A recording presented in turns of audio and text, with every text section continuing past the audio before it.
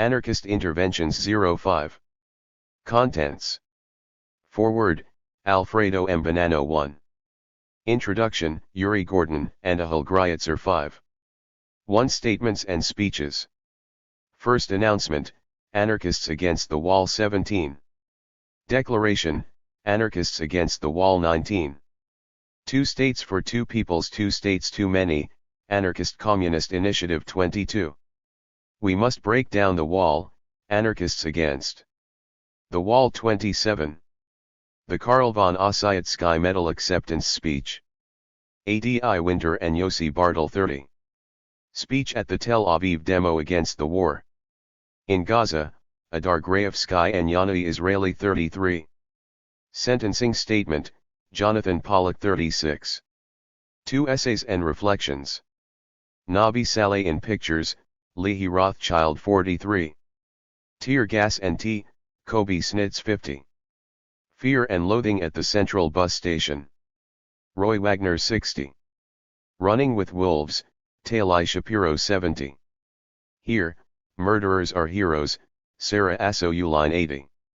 Emotional First Aid, Iris Arieli 87. Means of Communication, Yuri Ayalon 99. Dykes and the Holy War, Yossi Bartel 106. Hey Babe, Hope You're Not in Jail, Ruth Edmonds 114. Another Land, Chen Miskov 127.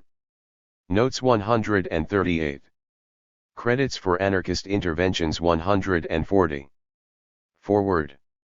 The wall is there, where before it was not. It is a horrible, gigantic artifact that continues for hundreds of kilometers, adapting itself, overstepping the more or less internationally accepted borders, growing in height, or transforming itself into trenches or other structures designed to isolate the enemy. I know some of the places where it rises, for example, Tulkarem, Kalkalia, and Gush Etzion south of Jerusalem very well. But that is not the point. A wall is built of stones and cement. A trench is a hole dug many meters into the ground, assisted by barbed wire, an electronic mechanism, a revolving door. All mute objects desired by fear and imposed by force.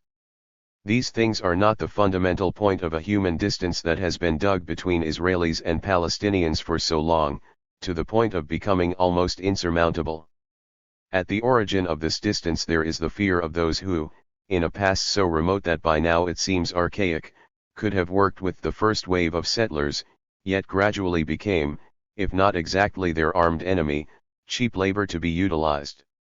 And then, slowly, in the unfolding of decades of political and international errors or swindles, and the shirking of all kinds of leaders, that fear has turned into a solid object that is far higher and harder than any wall could ever be. How can you get close to someone made vicious through rejection and confinement, to someone who wallows in the mud of refugee camps, to someone who feeds on the crazy ideology of throw them all into the sea, to someone who shoots his Qassams built in the courtyard into the sky thick with clouds? And on the other hand, how can you approach those who see the wall and all its hideous aspects as the only defense against an enemy who has always been painted aggressively as someone forever ill-disposed to any agreement? What to say about certain demonstrations in defense of segregation? In my opinion, one should not reduce the problem to a mere propaganda issue. It is not just a question of denouncing the abuse committed with the construction of more than 700 kilometers of wall, or the shame of this ghettoization, which Jews more than anyone in the world should consider horrible and unacceptable. We must go a step further.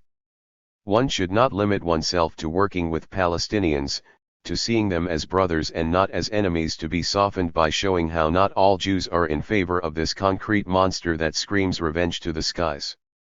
We must take another step further. And what should this step be?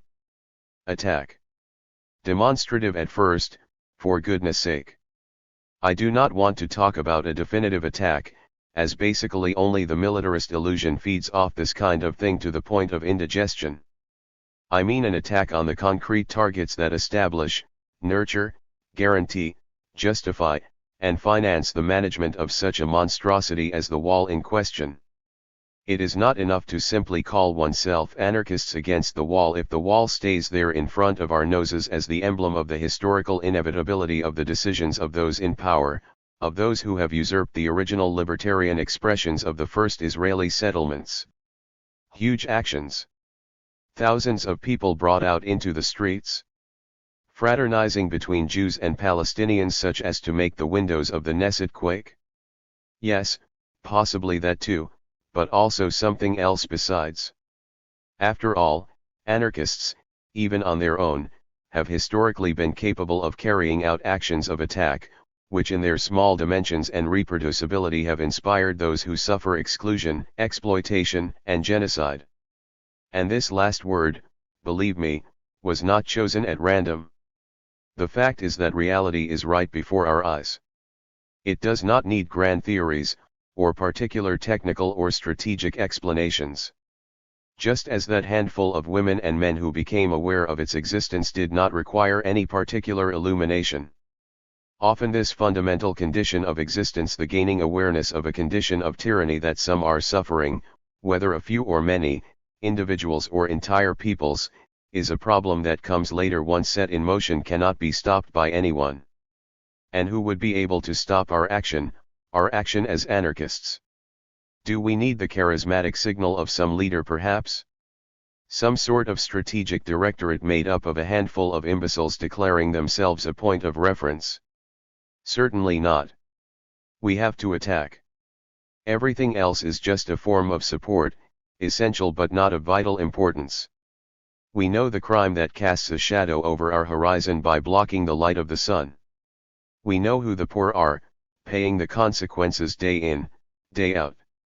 We know who is responsible, beyond the flags or religious choices that are more or less rooted in our forefathers' atavism. We need nothing else. Alfredo M. Bonanno. Trieste, February 26, 2012. Translated by Jean Weir. Introduction. These are bleak times in the Eastern Mediterranean. Far from moving toward a just end, the Israeli occupation of the West Bank deepens daily. Jewish settlements continue to expand, while Palestinian homes, wells, and olive groves continue to be destroyed. Millions of Palestinians living under Israeli martial law continue to endure a decades-old system of oppression that denies them access to adequate medical services and education, obstructs them from traveling freely between their villages and cities, and surrounds their homes with a cement wall 26 feet high. Palestinian refugees, expelled from their lands in 1948 and 1967, are still denied return or compensation, while Palestinian citizens of Israel are subjected to systematic discrimination. In Gaza, Israel has withdrawn its troops and settlers but has substituted a siege, restricting supplies and using mathematical formulas to keep the inhabitants alive on the verge of malnutrition. Yet in all this darkness, one ray of hope continues to shine, a relentless Palestinian popular resistance movement, which embodies all that is dignified and human about the struggle for freedom and equality in this land. Marching, unarmed, toward confiscated lands and blocked roads. Defying tear gas, beatings, and bullets, nightly raids, and trumped-up charges. Raising awareness and sustaining families. And all the while, extending an open hand to Israelis and internationals to join the struggle. The struggle against the occupation is led by Palestinians, and Israeli solidarity on the ground should always be carried out in full recognition of the asymmetry created by our privilege. Yet for better or worse, the action initiative called Anarchists Against the Wall has become a source of inspiration well beyond the Middle East. And while it is likely that international comrades project more of their aspirations and hopes on us than we deserve, there is also legitimate space to relate the experiences and reflections of disobedient Israelis who oppose their own state's militaristic policies and rhetoric in the most unmediated way. And so we offer this book. AATW began its activity in late 2003, when a loose group of activists formed a direct action initiative to oppose the construction of Israel's so-called separation barrier. The group coalesced in the village of Masha, where together with international and Palestinian activists, we all set up a protest camp on the planned route of the wall. A typical sentiment among activists in the group was the rejection of the old tactics of the Israeli peace movement lobbying, electoral efforts, and interfaith dialogue as ineffectual and paternalistic. Instead, they drew inspiration from the international anarchist and alter-globalization movements as well as the experiences of existing solidarity efforts that had formed since the eruption of the Al-Aqsa Intifada II, armed Palestinian uprising in October 2000. In fact, AATW's inception can be traced back to the fusion of parallel undercurrents in Palestine and Israel during the Second Intifada. In the West Bank and Gaza Strip, although significantly more militarized than the first, the Second Intifada contained widespread instances of popular struggle and civilian resistance, such as direct actions, protests and demonstrations, non-governmental organization initiatives, independent information and media efforts, youth projects, boycott campaigns, and civil disobedience, usually led by local popular committees. Marginalized as they were by the levels of violence and increasing hierarchical centralization of the Palestinian Authority, these efforts nevertheless managed to put down roots and eventually bear fruit. In Israel, the failure of the Oslo Accords resulted in a general nationalist entrenchment and shift to the right, including within the so-called peace camp. This had the opposite effect on those at the far left end of the spectrum, however, as the realization of why Oslo failed led many to permanently let go of the coattails of the Zionist left. Initially, the major organ for Israeli solidarity with Palestinian communities was THIRD, a network that at its peak had hundreds of active participants, both Jews and Palestinian citizens of Israel. THIRD activists brought food to besieged cities and towns, and defended Palestinian farmers from settlers and soldiers as they cultivated their land. In summer 2001, many international activists began arriving in Palestine as volunteers in the International Solidarity Movement, a Palestinian-led coordination that accompanied nonviolent Palestinian actions in the West Bank. ISM actions included forming human chains to block soldiers from interfering while Palestinians tore down military roadblocks, held mass demonstrations, or collectively broke curfews to take children to school or tend their fields. In spring 2002, with the intensification of Israeli violence in the West Bank, including the destruction of the Jenin refugee camp and siege of the Church of the Nativity in Bethlehem, the ISM was driven to more defensive activities including human shielding and live witnessing. ISM activists stayed in Palestinian homes facing demolition, rode with ambulances, escorted municipal workers to fix infrastructures, and delivered food and medicine to besieged communities. Israeli soldiers killed two ISM activists, Rachel Corrie and Tom Herndal, in the Gaza Strip in 2003. The protest camp in Mosha formed the opportunity for Israelis who had cooperated with ISM affinity groups to give more visibility to their own resistance as Israelis. The camp became a center of information and struggle against the planned construction of the barrier, which was just starting to be built at the time. Over its 4-month duration, more than 1,000 internationals and Israelis came to learn about the situation and join the struggle. Activists also cut the fence and destroyed parts of it. At one such action in December 2003, Israeli soldiers shot an Israeli activist named Gil Ahmadi in both his legs with live ammunition from close range. The large amount of publicity that this incident received fixed the group's previously rotating name as the name picked for that action, Anarchists Against the Wall. At this point, several Palestinian villages that were about to lose much of their lands to the wall formed popular committees to resist the construction. The connections made during the Mosha camp led to Israelis being invited to join those demonstrations, and the beginning of a long-term partnership between AATW and popular committees in many villages.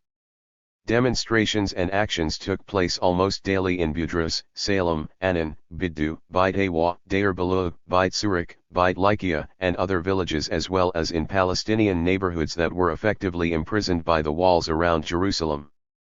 In a few actions, Palestinians and Israelis managed to halt construction work for the day, tear down or damage sections of the fence, or break through gates along it. The pragmatic goal of the Israeli and international presence was to force the army to reduce its level of violent repression, since it has stricter rules of engagement when outsiders are present alongside Palestinians. Nevertheless, to date over 20 Palestinians have been killed in these demonstrations, sometimes by live ammunition, but more often by direct hits from allegedly less lethal weapons such as rubber-coated metal bullets and tear gas canisters. Starting in February 2005, AATW began to support weekly demonstrations in the village of Bil'in. To this day, a resilient mobilization sustained in numbers that has become an internationally recognized symbol of the popular struggle. In Bil'in as well as other villages, including Anailan, Ma'ashra, Beit Umar, and Nabi Saleh, a regular pattern of Friday demonstrations was formed. A typical demonstration begins with a rally in the village center following Friday prayers, after which the residents and their supporters march toward the fence, or toward lands that have been taken over by settlers. Israeli soldiers sometimes will invade the village before the demonstration has started. At other times, the protesters will be able to reach the fence and chant slogans. In either case, the army inevitably declares the area a closed military zone, and proceeds to disperse the demonstrators using tear gas, concussion grenades, rubber-coated metal bullets, shoving and beating. As the demonstration retreats back to the village, youths from the village frequently move to the rearguard and begin throwing stones at the Israeli forces, which sometimes invade the village for a number of hours. By sundown all is usually quiet again, though night raids are common. Mass demonstrations are only one part of the Palestinian-led actions that Israelis and internationals join. Other endeavors include planting trees, rebuilding demolished homes and wells, and regularly accompanying Palestinian farmers or herders who face violence from Jewish settlers. The solidarity activists try to stand as a barrier between the attacking settlers and farmers, who sometimes manage to work their land for an hour or two. Israeli soldiers are usually present at these events, but stand by doing nothing, or else join the violent attacks and arrest farmers and activists. AATW has also organized many anti-occupation demonstrations and actions inside Israel. Activists have stretched barbed wire and set up a mock checkpoint in affluent North Tel Aviv, and briefly mounted Israeli tanks and armored personnel carriers preparing for an incursion into the Gaza Strip. In addition, there was widespread anarchist participation in the Israeli opposition to the August 2006 war on Lebanon and December 2008 war on Gaza. Anarchists formed large contingents in the demonstrations against these offensives and briefly blockaded the entrance to an Air Force base at the height of both wars. Other protests and direct actions inside Israel continue on an almost weekly basis. The pieces collected in this book are divided in two parts. The first contains short statements, including leaflets issued by AATW in its early days or speeches given by its members on different occasions. The second part contains accounts, essays, and reflections by activists who participate in the group's actions. Some of these were written especially for this collection, and others were previously published in AATW zines and other media. We hope they will provide readers with insights into the challenges presented by our struggle as well as the motivations and emotions of the participants.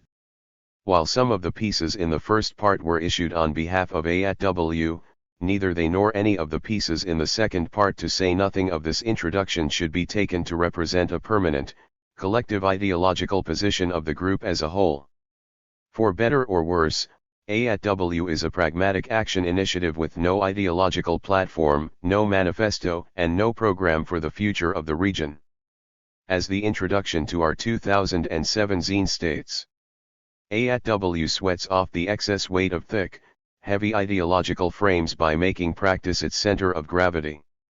This is not to imply that principled, theoretical analyses are not needed. Of course we certainly encourage applying them to deconstruct Zionist apartheid myths. However, at this time, the individuals comprising AATW would rather apply tugging ropes, bolt cutters, and 10-pound hammers to deconstruct Israel's wall and express their disagreement with IDF roadblocks. While many Israelis who participate in actions in the West Bank do hold some variety of a comprehensive anarchist worldview, many others do not. Some see their efforts in terms of support for human rights and international law. Others act out of a purely personal expression of moral conscience.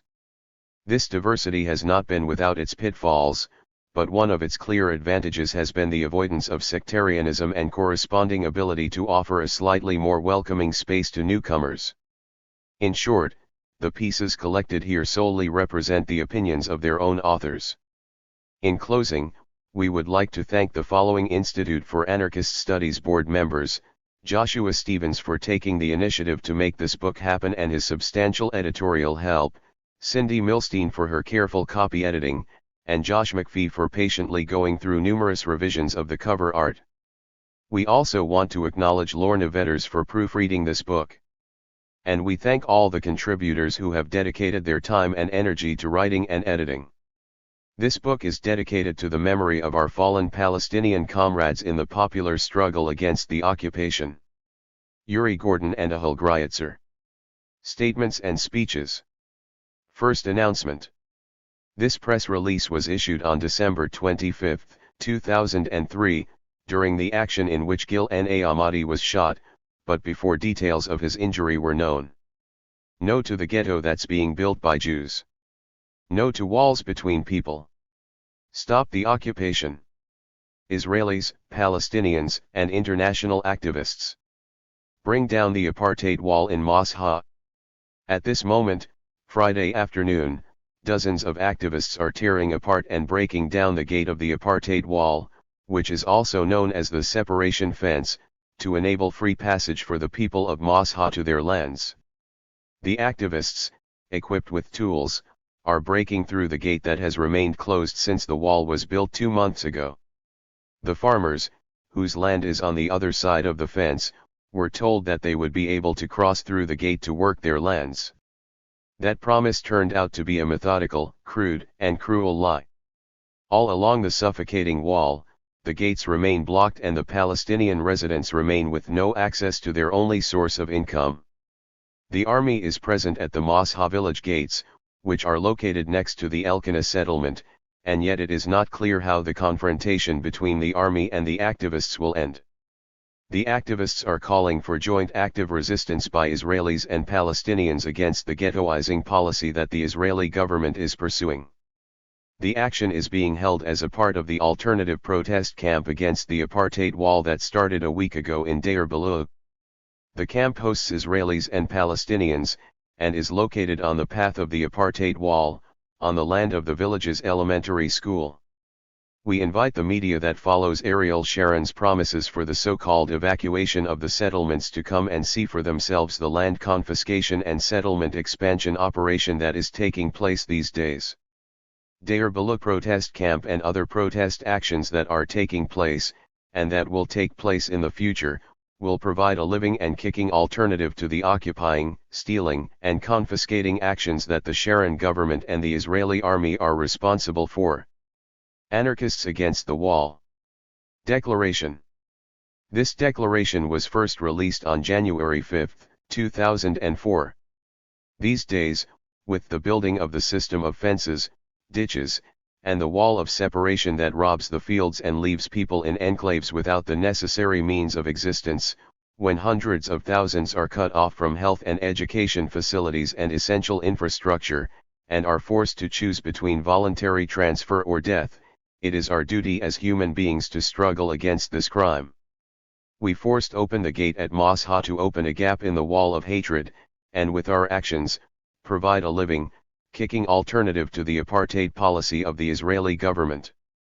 We, to whom the future of this land is important, regard the system of fences and a separation wall as not only a huge disaster for the Palestinian people but also a direct threat for us and anyone who desires a peaceful as well as secure life. This is not a security fence. This is a racist apartheid fence that will cause bloodshed for all of us for many years to come. We try to live in our daily lives the changes we are striving for. We work in a spirit of full cooperation, without leaders. Our decisions are arrived at by consensus, and everyone contributes according to their ability. We believe that justice and equality are arrived at by voluntary agreement between people, and that the state is only an aggressive tool of dominant ethnic and/or class groups. We are realists and understand that the abolition of the state system will not occur tomorrow, but even today we can already demand a way of life with no rulers and no ruled, no masters and no slaves. Direct action is the democratic act when democracy stops functioning. The Berlin Wall was not dismantled by rulers and agreements but rather by citizens who felled it with their own hands. Since we can remember, we have been brainwashed with hatred and fear of our Palestinian neighbors. We have not gone for trips in the countryside without armed escort. We were told that our hand is extended for peace, but there is no one to talk to. But these lies were exposed and are visible to everyone who participates in the actions against the occupation. We have slept together beneath the olive trees, we have marched together to the fence, and we will continue to struggle together, Israelis, Palestinians, and internationals, for justice and equality for all. For years, good people have claimed that when the transfer is enacted, they will lie down in front of the wheels of the trucks and buses to block that crime. But the transfer is already happening now. Depriving thousands of people of the minimal means of existence does not leave them any alternative. Thousands are leaving their villages to find food for their children. The ethnic cleansing is occurring before our eyes, and we have only one option: to use the few rights we still have from the remnants of Israeli democracy and break the racist, immoral laws. Yes, to break the gates and fences, block the bulldozers with our bodies, enter closed-off military areas, and also transform the enemy into our friend.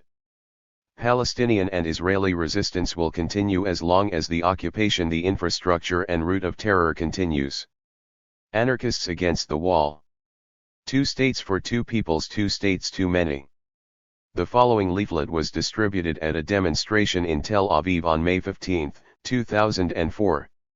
The short-lived anarchist communist initiative was formed by a small group of Israeli anarchists, some of whom were imprisoned for refusing to serve in the army, from 3 different cities. If the State of Israel and Palestinian Authority reach a peace agreement, it will not result from an Israeli wish for security for its citizens and a Palestinian wish for independence. It will be more than anything else a part of the configuration of the international powers' interests, as such concepts are alien to their way of thinking. The Geneva Accords, initiated by politicians and business people, if signed and applied as intended, will be the expression of these interests, as will any other political agreement one can imagine. The label most appropriate for describing the treatment by the Israeli state of the inhabitants and citizens who are not included in the category of full rights Jews is apartheid, a chauvinist separation rule, which confiscates land from peasants, restricts the freedom of movement of people on their way to work, and even obstructs the ability of Palestinian capitalists to develop their economy. All this, while trying to get the cooperation of the Palestinian leadership. Some people who regard themselves as peace activists have asked themselves seriously, beyond the official answers of the left, what the reasons for the common policy of all Israeli governments, left and right, toward the Palestinians can be. We claim that it is not simply the conquering of one people by another, in the style of ancient empires, nor just the expression of a belief in an undivided land of Israel drawn from the Bible, neither does it stem from pressure from a strong lobby of settlers' leaders, though that surely plays a role too. The apartheid rule must be seen as something that serves several powerful interests. First, it serves the Israeli economy, meaning the Israeli capitalists, by supplying cheap labor power, which is mainly used by small and medium-sized employers in manufacturing and construction. The Israeli Arabs who were under military rule during the years 1948 to 1966 have played this role, and even more so, the inhabitants of the regions occupied in 1967. Only lately, as if it were a result of the Al-Aqsa Intifada and massive importation of temporary work immigrants, was free access to that labor interrupted. Big Israeli companies profited from the 1967 occupation mainly because it opened up a large consumer market for them with no competitors. The military establishment, which has always been powerful in Israel, and its top personnel have always enjoyed sure careers in government and industry after finishing their military service, and have a vested interest in prolonging the apartheid in order to assure their position as well as rights. It is in the interest of the United States, which is helped by the services given to it by the Israeli state in the region and all over the world since the 1950s, for Israel to stay under a permanent threat so that it will continue to need its support. A reminder, serious talks about the establishment of a Palestinian state only started 15 years ago, toward the end of the First Intifada. Hardly any present-day leaders of the main Zionist left and more radical left ever imagined such an agreement. Even at the beginning of the Oslo period they still talked about autonomy. The Palestinian Liberation Organization and anti-Zionist left were talking about the establishment of a secular state of all its citizens. The Palestinian Authority did not exist at all, in fact, until Israel helped to establish the Palestinian Liberation Organization in this role. The peace agreement providing for two states for two nations only entered the agenda when, following the First Intifada and changes in the global world economy, it began to fit the interests of sections of Israeli and U.S. capital. What does such a peace mean? If we continue the description of the situation in extended Israel as apartheid and compare it to that which existed in South Africa, we can see that peace means the submission of the Intifada to a comprador Palestinian leadership that will serve Israel. Such peace, often called normalization, is related to processes occurring all over the world under the label of globalization and initiatives for regional trade cooperation designed to culminate in a free trade region of all Mediterranean countries. All over the world, agreements such as these have led to the takeover of local economies by multinational concerns, the infringement of basic human rights, deterioration in the status and conditions of women and children, social violence, and the destruction of the environment. Will such an agreement and peace at least bring the cessation of violence? We do not think so. Economic hardship and social gaps will increase, the refugee problem will remain unsolved, and the international economic support given to the huge number of unemployed in the Gaza Strip and parts of the West Bank will be legitimate. In this case, Palestinians will have to rely on their state, a small, dependent mini-state unlikely to be up to the task. States act within a system of interests, and common people like us are not high on their list of concerns. If we want to bring about any sort of change for the better, to decrease the gaps and stop the mutual killing, we need to behave not as the obedient puppets of political leaders financed by Europeans and Americans who do nothing more than the odd democratic protest. We need to act instead in order to remove national partitions, and above all resist the military forces that cause mutual and continuous slaughter. We do not need to promote a political program, be it that of the Geneva Accords or some alternative. Rather, we must put the demand for an entirely different way of life and equality for all the inhabitants of the region on the agenda. Even if we act in an independent way, we still have to remember that as long as there are states and as long as the capitalist system continues to exist, every improvement we manage to achieve will be partial and under permanent threat. Thus, we have to see our struggle as part of the struggle being carried on throughout the whole world against global capitalism, call for a revolutionary change based on the abolition of class oppression and exploitation, and aim toward building a new society, a classless anarchist communist society. A society in which there will be no state coercion, where organized violence will be abolished, where chauvinism will be non-existent, and where all other evils of the capitalist era will be removed. Anarchist Communist Initiative. We must break down the wall. Leaflet distributed on September 23, 2004, in Tel Aviv during the celebrations for the release of 5 Israeli conscientious objectors after 2 years in prison. Would you buy a used toaster from Danny Nave? Would you buy a used car from Tsahi Hanigbai? So how come you buy these disastrous plans that will influence your life for many years to come from them and their friends, Arik, Bibi, Ehud, and Limur, along with all the other interested parties from everywhere on up to the Likud Central Committee? Do you trust them that the solution here is fences, walls, and apartheid? At the end of 2002, the Israeli government started to build a separation fence. The route decided on mostly passes deep within the Palestinian area, destroying thousands of acres of agricultural land, separating children from their schools, sick people from their medical treatment, and people from their relatives. The twisted route creates ghettos, enclaves that prevent normal connections between villages and the surrounding world. Thousands of fruit trees are being uprooted to clear the way, trees that provide the main source of income to people who are already prevented from working in Israel.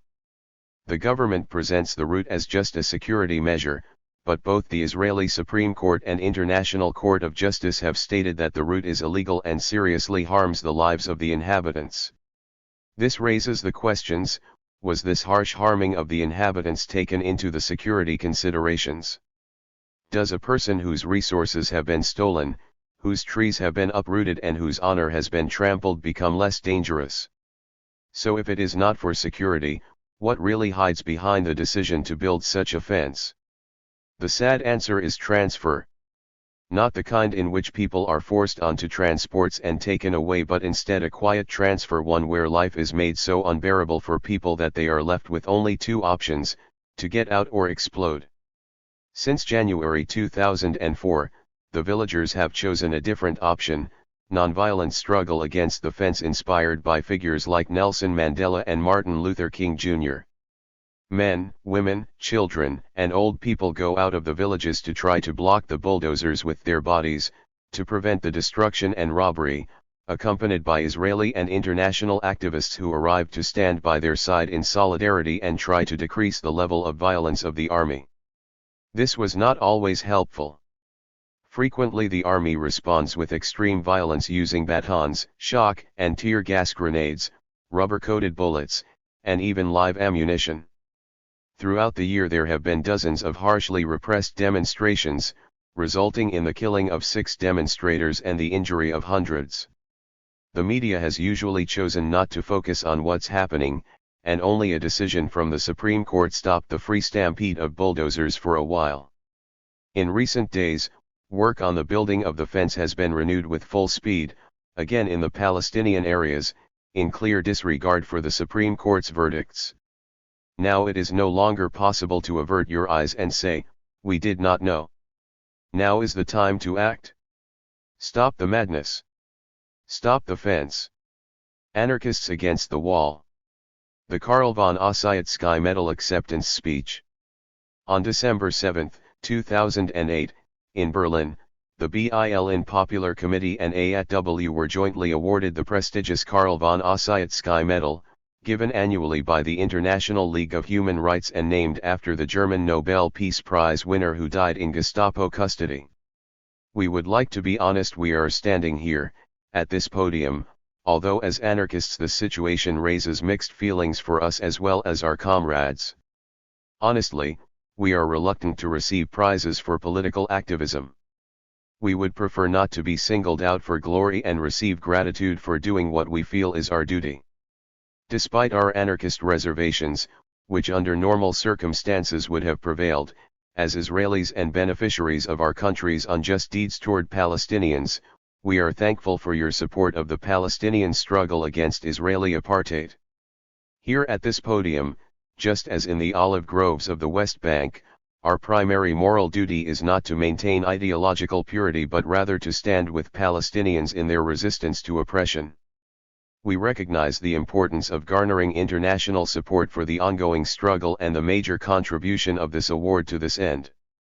We believe that standing here, in the current state of affairs, is a direct continuation of the blocking of bulldozers, standing side by side with the stone throwers, or running away from tear gas along with young and elderly protesters.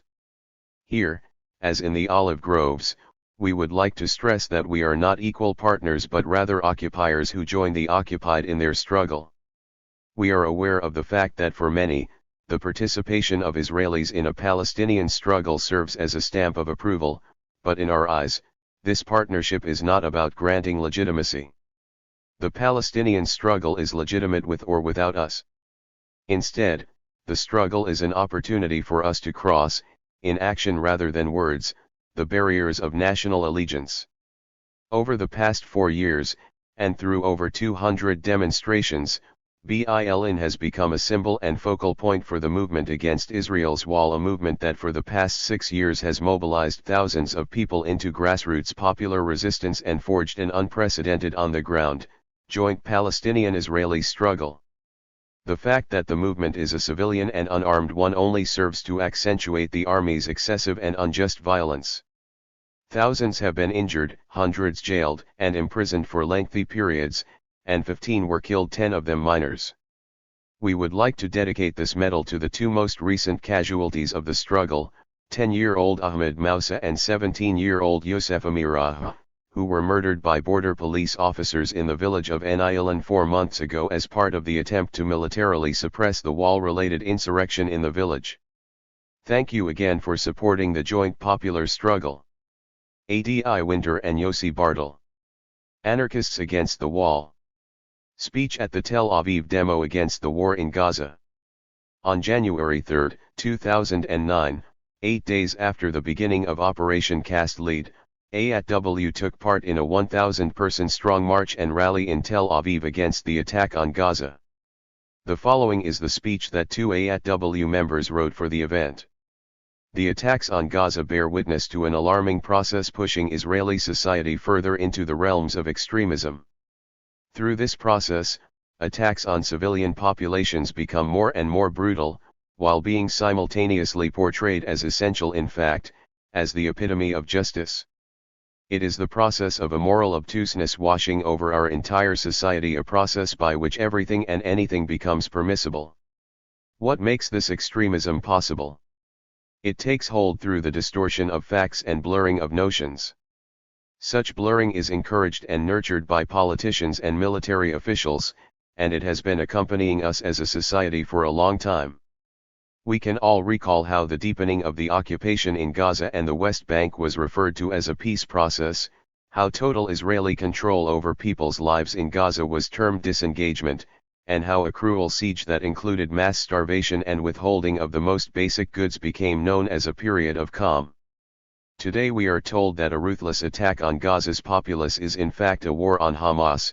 Dropping bombs on residential areas in the world's most densely populated region is not a war crime but instead an assault on the infrastructure of terrorism. Shelling the University of Gaza's female dorms is eliminating explosives labs, and murdering hundreds of women and children constitutes just and moral combat. Foreign Affairs Minister Tzipi Livni went even further and explained how waging war is essential to the advancement of peace, no less. Yes, it appears that what we are witnessing in Gaza today constitutes the Israeli government's current definition of a peace process. We have come here to say that this war is not necessary and is certainly not just. We have come here to refuse the politics of hatred and vengeance. We have come here to oppose the whitewashing of war crimes, and their portrayal as a fight against terrorists. We are here to say that those who speak out against civilian casualties in Sderot cannot avoid speaking out against the mass killing that is taking place in Gaza, courtesy of the Israeli army's bombardments. Thousands of people, both Palestinian and Jewish, have demonstrated against the war in the course of the past week. Israel's security apparatus along with the mainstream media are doing their best to forcefully silence these voices of sanity. Those who expressed their opposition to the war were denounced as traitors, and their protests were portrayed as disturbances. But above all else, the power forces within Israel have tried to crush the growing dissent through mass arrests of Palestinians all across the country. Over 700 people who dared oppose the war have been arrested in the past week. More than 200 of them are still imprisoned, nearly half of them minors. This is a form of racist, political persecution that should worry every single Israeli citizen. We stand here today, together, Jews and Palestinians, women and men, to make sure our protest is heard, to say no to military attacks on civilian populations and no to war. We are frequently asked, why are you constantly opposing? We are marching here today not to oppose but rather to voice our support for a ceasefire, for a period of real, mutual calm, support for lifting the siege, for recognition of the fact that Gaza and the West Bank are a single entity, support for an end to the occupation, and support for a joint Jewish-Palestinian struggle for liberty. Adar Graevsky and Yanai Israeli. Anarchists against the wall. Sentencing statement. On January 31, 2008, some 30 protesters participated in a critical mass bicycle ride in Tel Aviv to protest the siege of Gaza. During the protest, plainclothes police arrested Jonathan Pollock because they recognized him from previous protests, and as they claimed in court, assumed he was the organizer of and figurehead for the event. Jonathan read the statement before his sentencing. Your Honor, once found guilty, it is then customary for the accused to ask the court for leniency and express remorse for having committed the offense. I find myself unable to do so, however. From its beginning, this trial contained practically no disagreements over the facts. As the indictment states, I indeed rode my bicycle, alongside others, through the streets of Tel Aviv to protest the siege on Gaza. And indeed, while riding our bicycles, which are legally vehicles that belong on the road, we may have slowed down traffic slightly. The sole, trivial disagreement in this case revolves around testimonies heard from police detectives who claimed I played a leading role throughout the protest bicycle ride, something I as well as the rest of the defense witnesses deny. As said earlier, it is customary at this point of the proceedings to sound remorseful, and I would indeed like to voice my regrets regarding one particular aspect of that day's events. If there is remorse in my heart, it is that, just as I argued during the trial, I did not play a prominent role in the protest that day, and thus did not fulfill my duty to do everything within my power to change the unbearable situation of Gaza's inhabitants and bring to an end Israel's control over the Palestinians. His Honor has stated during the court case, and will most likely state again in the future, that a trial is not a matter of politics but rather of law. To this I reply that there is hardly anything to this trial except political disagreement. This court may have impeded the mounting of an appropriate defense when it refused to hear arguments regarding political selectiveness in the police's conduct, but even from the testimonies that were admitted, it became clear that such selectiveness exists. Both the subject of my alleged offense and the motivation behind it were political. This is something that cannot be sidestepped. The State of Israel maintains an illegitimate, inhuman, and illegal siege on the Gaza Strip, which still is occupied territory according to international law. This siege, carried out in my name and in yours as well, sir, in fact, in all our names, is a cruel collective punishment inflicted on ordinary citizens, residents of the Gaza Strip, subjects without rights under Israeli occupation. In the face of this reality, and as a stance against it, we chose on January 31, 2008, to exercise the freedom of speech afforded to Jewish citizens of Israel. Yet it appears that here in our one of many faux democracies in the Middle East, even this freedom is no longer granted, even to society's privileged children. I am not surprised by the court's decision to convict me, despite having no doubt in my mind that our actions on that day correspond to the most basic, elementary definitions of a person's right to protest. Indeed, as the prosecution pointed out, a suspended prison sentence hung over my head at the time of the bicycle protest, having been convicted before under an identical article of law. And although I still maintain I did not commit any offense whatsoever, I was aware of the possibility that under Israeli justice, my suspended sentence would be imposed. I must add that if His Honor decides to go ahead and impose my suspended prison sentence, I will go to prison wholeheartedly and with my head held high. It will be the justice system itself, I believe, that ought to lower its eyes in the face of the suffering inflicted on Gaza's inhabitants, just like it lowers its eyes and averts its vision each and every day when faced with the realities of the occupation. Jonathan Pollock. Essays and Reflections. Nabi Saleh in Pictures. The road from Tel Aviv to Nabi Saleh is long and twisting, and the hills on the way were made for poetry. The 500 residents of this small village, not far off from Ramallah, go out every Friday to protest against the Israeli occupation and the settlers who stole their spring.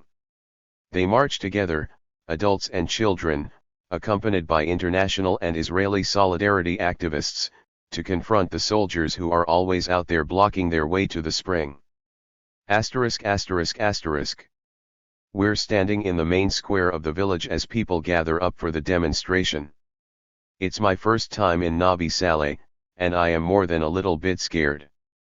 Most of what I have heard about the village was in first aid classes, so I know all about the different sorts of injuries to be expected, but nothing about the people.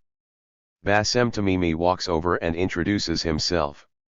His warm welcome will cross my mind whenever I see his face in photos from the military court and prison afterward. As we start marching, Tal tells me about the protests and shows me escape routes. She is cut off abruptly by a rain of tear gas canisters, putting those escape routes into immediate use. We march again. This time, instead of the whooshing sound of the canisters, we hear the pack made by bullets. She tells me, rubber, and we start running. As we stand panting behind a conveniently located house, we look at each other and admit, those were live bullets. Welcome to Nabi Saleh. ******. It's the end of winter. The army has blocked all the roads to Nabi Saleh, so we walk through the fields and climb the hill that leads to the village. The flowers are blooming in yellow and red and purple, and with all this beauty around, the purpose of this trip is momentarily forgotten. But as we get to the village, the soldiers are already inside and there is gas in the main square. *****. Pouring rain, real rain for a change. We are taking shelter in one of the houses as a girl comes in and screams, "They took Uday." We all rush outside. In the square, a military jeep is standing. Uday is sitting inside. There are soldiers all around. 24 of us sit in front of the jeep, blocking its way. After several minutes the soldiers say, "Anybody who doesn't move along will be arrested." We remain sitting. The ground is wet, and the little kids of the village come and offer us pieces of cardboard cut off boxes that we can sit on. We squeeze onto them. A soldier points at one of the activists they know well, and tells the other, "That's Kobe, take him, you can arrest him any day." So they come and take him. He doesn't resist, although some of us do try to get in the way. When they try to grab the girl who sat next to him, though, they pepper spray her and all those who try to arrest her. As people are lying on the floor, clutching their faces and screaming in pain, the soldiers start shooting tear gas. While we busy ourselves with tending to the injured, the military jeep drives off, carrying away 2 Israeli arrestees, along with 16-year-old Uday. The Israelis were released that very day. For Uday, it took another 8 months. *****. The soldiers are blocking the protest. Several dozens of us stand in front of them. Hurriyat is leading the chants. She stands as close as she can get to the soldier opposing her. "Italal," she chants. "Thora," we answer. "Istidan." "Thora." "Al-Jidar." "Thora." To the words occupation, settlements, and the wall, we offer the same response, revolution. For a long time the chants go on and on, until a soldier drops a gas canister in our midst, and the group breaks up in its haste to get away. I hide behind the fence of a nearby house, on the same line with the soldiers. They won't gas this area. Then I go back and along with another friend start yelling at them, "Does that make you feel brave? Do you feel like heroes? Much respect, you succeeded in dispersing a group of people who were shouting slogans," and so on. 2 little girls are walking back down the road. They stop when they reach the soldiers. They start singing. "Matini, Matini," they sing. My homeland, the Palestinian anthem, 2 6-year-old girls chime in front of a dozen fully armed soldiers. They sing in small childish voices, but their words ring loud and clear, and from behind them more and more people start coming, until the whole group that was dispersed by gas stands there echoing, "Matini." When the song is over, the group breaks into another one, and another one follows. It took a blue spray of smelly skunk water from the army's cannon to put an end to the singing and send everybody running again. In the air, the voices remained. *****. I'm sitting in a cafe in Tel Aviv with some friends. We have chosen to spend this Friday in Tel Aviv in order to hold banners for the boycott, divestment, and sanctions campaign at the Human Rights March. In between sandwiches and coffee, I'm following the tweets from Nabi Saleh on my phone.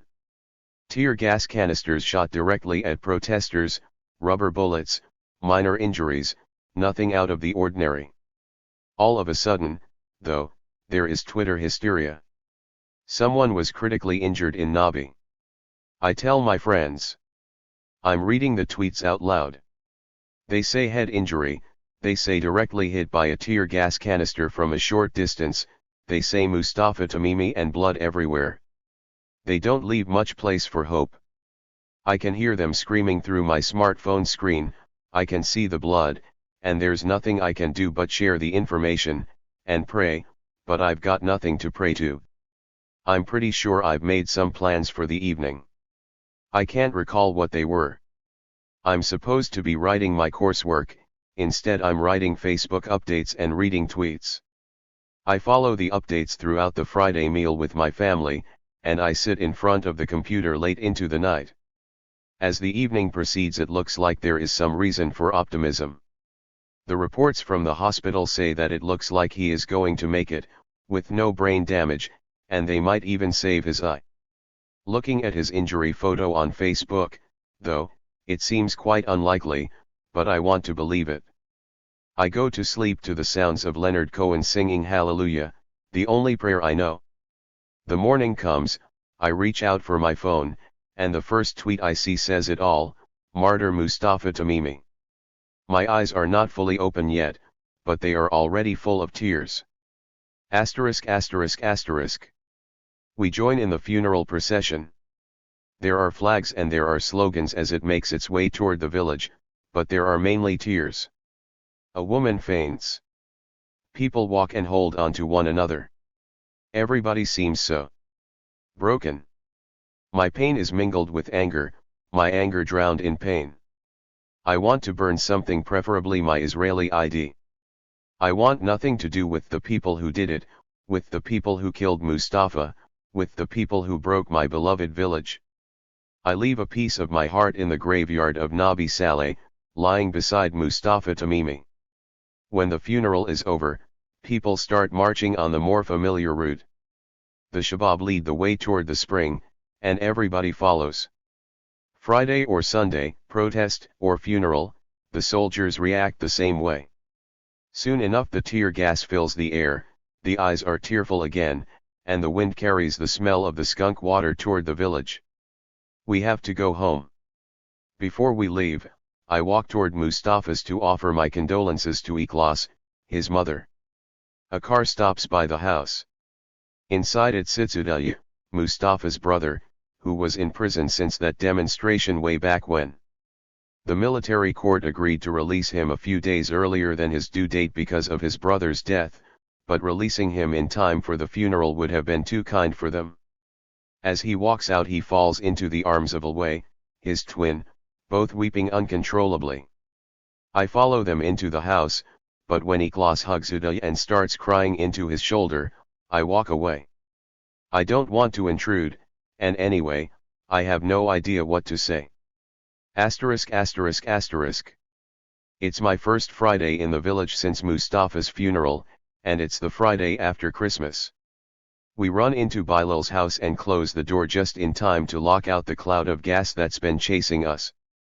Maidh and I sit together, and update on Twitter, while waiting for the air outside to clear so we can rejoin the protest. 7-year-old Jana walks around the house ringing a Christmas bell and begs her mum for permission to dress up in her Santa outfit.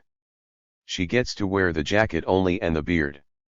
She skips around the house, ringing her bell, singing merrily, bombing gas, bombing gas, bombing all the way, bombing gas, on this Christmas day, yay, and we are not sure whether our hearts are bursting or breaking. Asterisk asterisk asterisk. I am sitting at a friend's place trying to read books for my seminar. I'm in the midst of one internet break. It's been a bad Sunday. Soldiers took Bilal on Friday, and hopes for his release seem scarce. It seems like there's nothing but bad news all around. But then I see a photo. A photo of Palestinian women sitting by the Nabi Saleh spring, and the caption by Abir Kopti says, "For the first time in 2 years, a group of Palestinian women went to the spring of Nabi Saleh and spent their day there."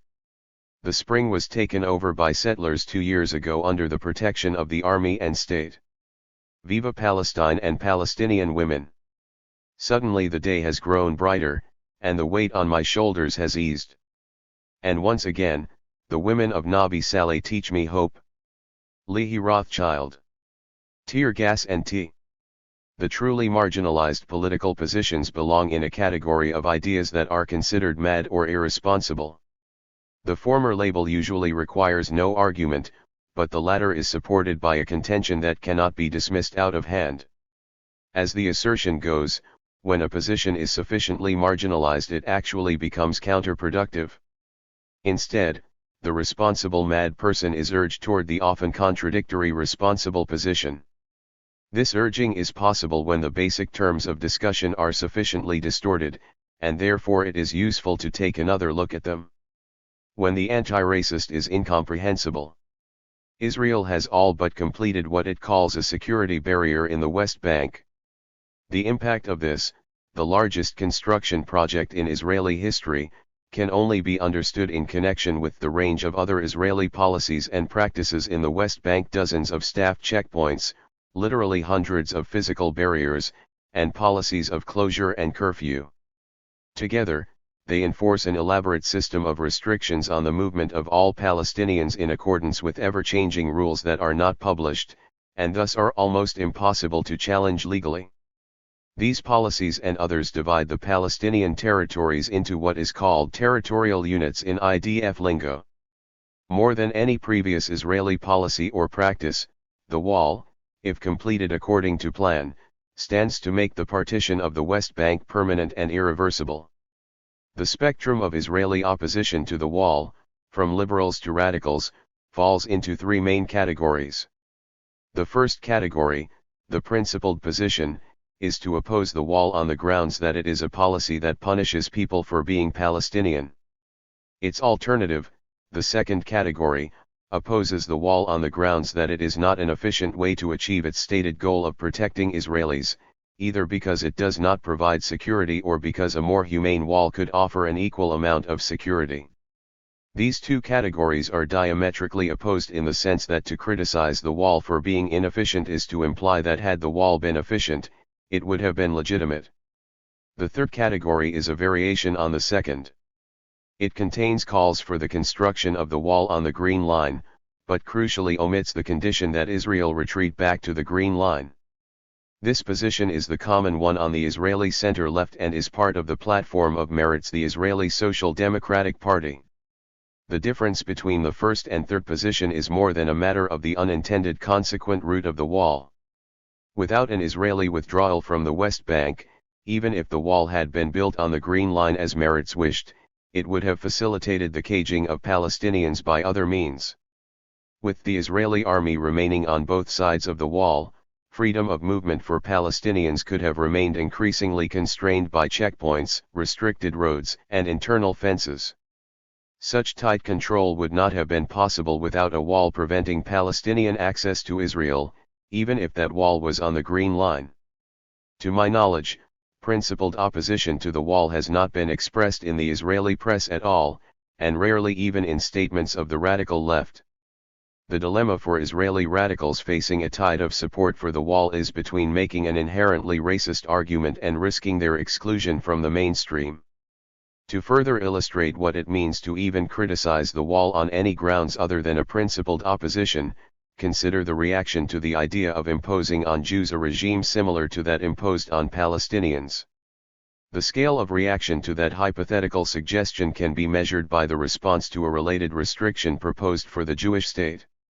That proposal is UN Security Council Resolution 242, which, if implemented, would prevent the Jewish state from ruling over Palestinians in the occupied territories.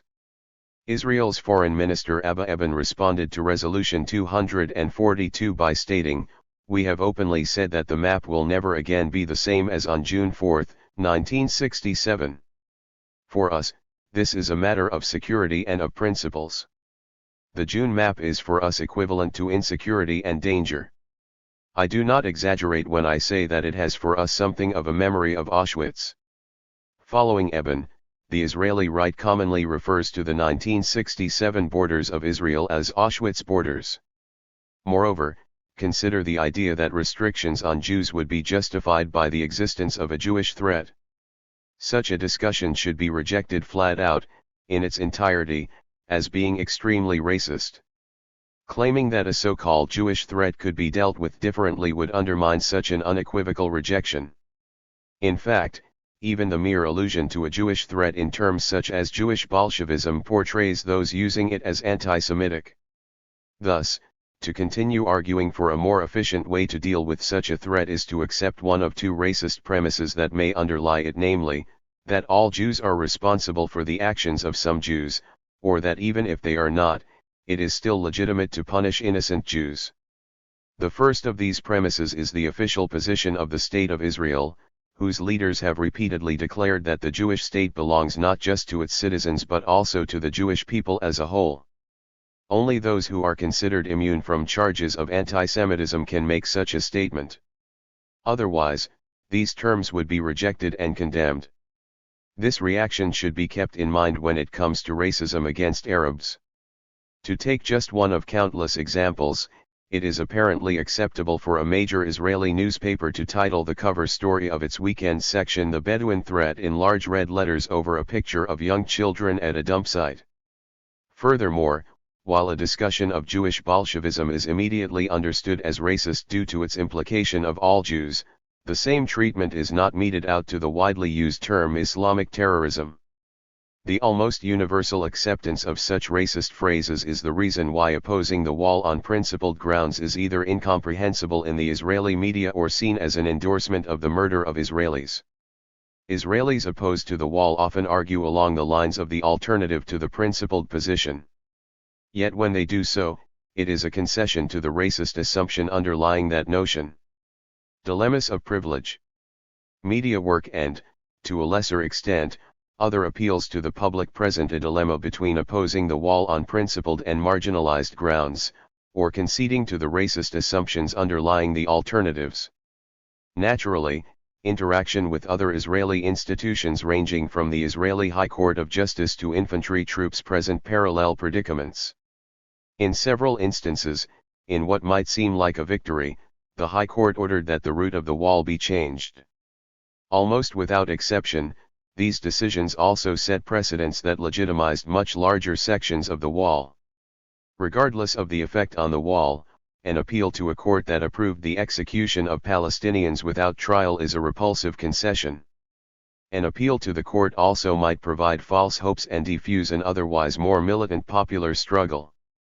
In spite of this, Palestinians who were directly impacted by the wall filed dozens of appeals to the High Court. It is not hard to understand how a similar dilemma exists with respect to contacts with other levels of Israeli officials or soldiers. For example, it is frequently possible for activists to engage in a form of on-the-spot negotiations with soldiers about minor concessions, such as being granted permission to demonstrate at a certain location. On the one hand, such negotiations might reduce the physical risk to demonstrators or buy some time. On the other hand, the act of negotiating recognizes the army's authority as well as offering a pretext for attacking the demonstration when the agreement is not kept. As above, the process of negotiation also serves to defuse the momentum of a demonstration or march. What is less widely accepted is the fact that the same sort of difficulty exists even in the cooperation between Palestinian and Israeli activists in the West Bank. The privileged position of Israelis means, for instance, that they have greater access to the media and the ability to move much more freely, in addition to facing much lower legal and physical risk. This tends to increase the influence that Israelis have on decisions about a struggle that affects their Palestinian counterparts considerably more. In other words, even when using Israeli privilege for the purpose of the struggle, there is a concession. That is to say, in a sense, the privilege is extended in the struggle as well. Even social interaction can extend Israeli privilege. The relative freedom of Israelis elevates their social position, and social ties created under these conditions reflect that, thereby perpetuating privilege. At least to some degree, this applies even to the social ties between Israeli and Palestinian activists. This phenomenon is one facet of what is referred to in Palestinian society as normalization. As I see it, this term means that any interaction that Palestinians carry out with Israelis, be it for the most positive purpose, while the conditions are such that Israel occupies Palestine, contains within it a degree of adjustment to these conditions and, in a way, even their extension. This sensitivity is partly a result of the fact that some of the most damaging Israeli policies were described as confidence-building measures or similar processes, accompanied by promises of Israeli good intentions. There is a contrasting idea, which is that interaction between Israelis and Palestinians, and in particular, social interaction, can eliminate mutual fear and suspicion, supposedly the root cause of the conflict. Another variation on this idea, one that I find more realistic, is that social interactions are valuable because they strengthen the basis for a joint struggle. The value, even the very justification, of joint political action should be weighed with this in mind. The question is perhaps illustrated in the choice that Israelis make when coming to the West Bank, whether to drink tea or inhale tear gas at a demonstration. A member of the Popular Committee Against the Wall in the Palestinian village of Bil'in expresses a sentiment that is perhaps unappreciated in the wider circles of Israeli activists. His message to Israelis is, after we end the occupation together, there will be plenty of time for tea. The choice of Satanists. In Israel, like many other societies, the term anarchist is commonly used in a derogatory manner, and its most accurate synonym is probably Satanist. The Satanic Association actually serves two purposes: it frees AAW from considerations of its public image, which tends to paralyze political action, and more important, it demonstrates the group's intent to set its own agenda. This in turn strengthens the group, as it offers its members and potential members the option to act according to their honest opinion, as opposed to taking a compromised position in a debate whose terms are dictated by others. Another unique aspect of AAW's work is the joint struggle it wages together with Palestinians. This, of course, is not without its difficulties. It is hard to expect Palestinians to immediately accept and trust Israelis. In addition to the fear of spies and provocateurs, cooperation with Israelis also involves an element of normalization, an adjustment to the conditions of the occupation. Israeli activists also bring with them cultural influences that might not be welcome in some parts of Palestinian society. In light of this, and although it has no formalized ideological platform, AAW does insist on several principles of joint work. The first principle is that although the struggle is joint, Palestinians are affected more by the decisions taken within it, and therefore are the ones who should make the important decisions. Second, Israelis have a special responsibility to respect Palestinian self-determination, including respecting social customs and keeping out of internal Palestinian politics. Weighing the negative aspects of normalization versus the benefits of social ties is a harder question. Unlike cultural standards such as modest behavior and dress, it would be far more repressive to try to codify what constitutes appropriate social ties, let alone demand it of individuals. The only principle is the general policy of respecting requests by Palestinian popular committees in this regard as well. All of this might give the impression that the difficulties in a joint struggle are larger than they really are. Instead, the joint struggle faces only one main problem: the Israeli state. The attention given to the issues above is meant to highlight the process of political development that AAW has gone through together with its Palestinian partners. Over years of intense struggle, at certain low points the above dilemmas came to the surface and had to be dealt with. As perhaps the main contact between the Israeli and Palestinian peace movements, AAW transmitted its experience to the Israeli peace movement and played a key role in its political development. At the time of AAW's beginning, the idea of Israelis joining Palestinian demonstrations seemed incredible to the huge majority of the Israeli left. After several years of activity, the number of Israelis who have themselves participated in joint demonstrations with Palestinians is in the thousands, and includes many who are personally not marginalized at all. Still, other than political parties with a mostly Arab constituency, no Israeli political party has supported the joint struggle against the wall. The obligation of citizens to resist criminal acts and policies carried out by their government is recognized in international law, and requires Israelis to do all they can to resist their government. More important, the moral obligation of resisting the wall becomes apparent to anyone who has witnessed it cutting off villages and towns, or merely seen its path drawn on a map. To look away and ignore the crimes committed in our names, with our taxes, by the students we train or those we keep polite company with, is to lose part of one's humanity. This is a burden that Israelis are enslaved to by fear. In that sense, the act of disobedience and resistance is also an act of personal liberation, an option open to all Israelis who would join the struggle. The struggle of Palestinians against those who would have them move away or disappear is a constant struggle to simply exist. Israeli supporters join this struggle one day at a time, at a certain risk to themselves. Nevertheless, the harshest penalty likely for Israelis does not include a lifetime of financial insecurity and being subjected to the whims of occupying soldiers. If those penalties are not enough to deter our Palestinian partners, they should not deter us Israelis either. Kobe Snitz. Fear and loathing at the central bus station. I think Tel Aviv is not only the most beautiful city on the face of the earth, it's probably also the most beautiful city that could ever possibly be. But that's a minority opinion.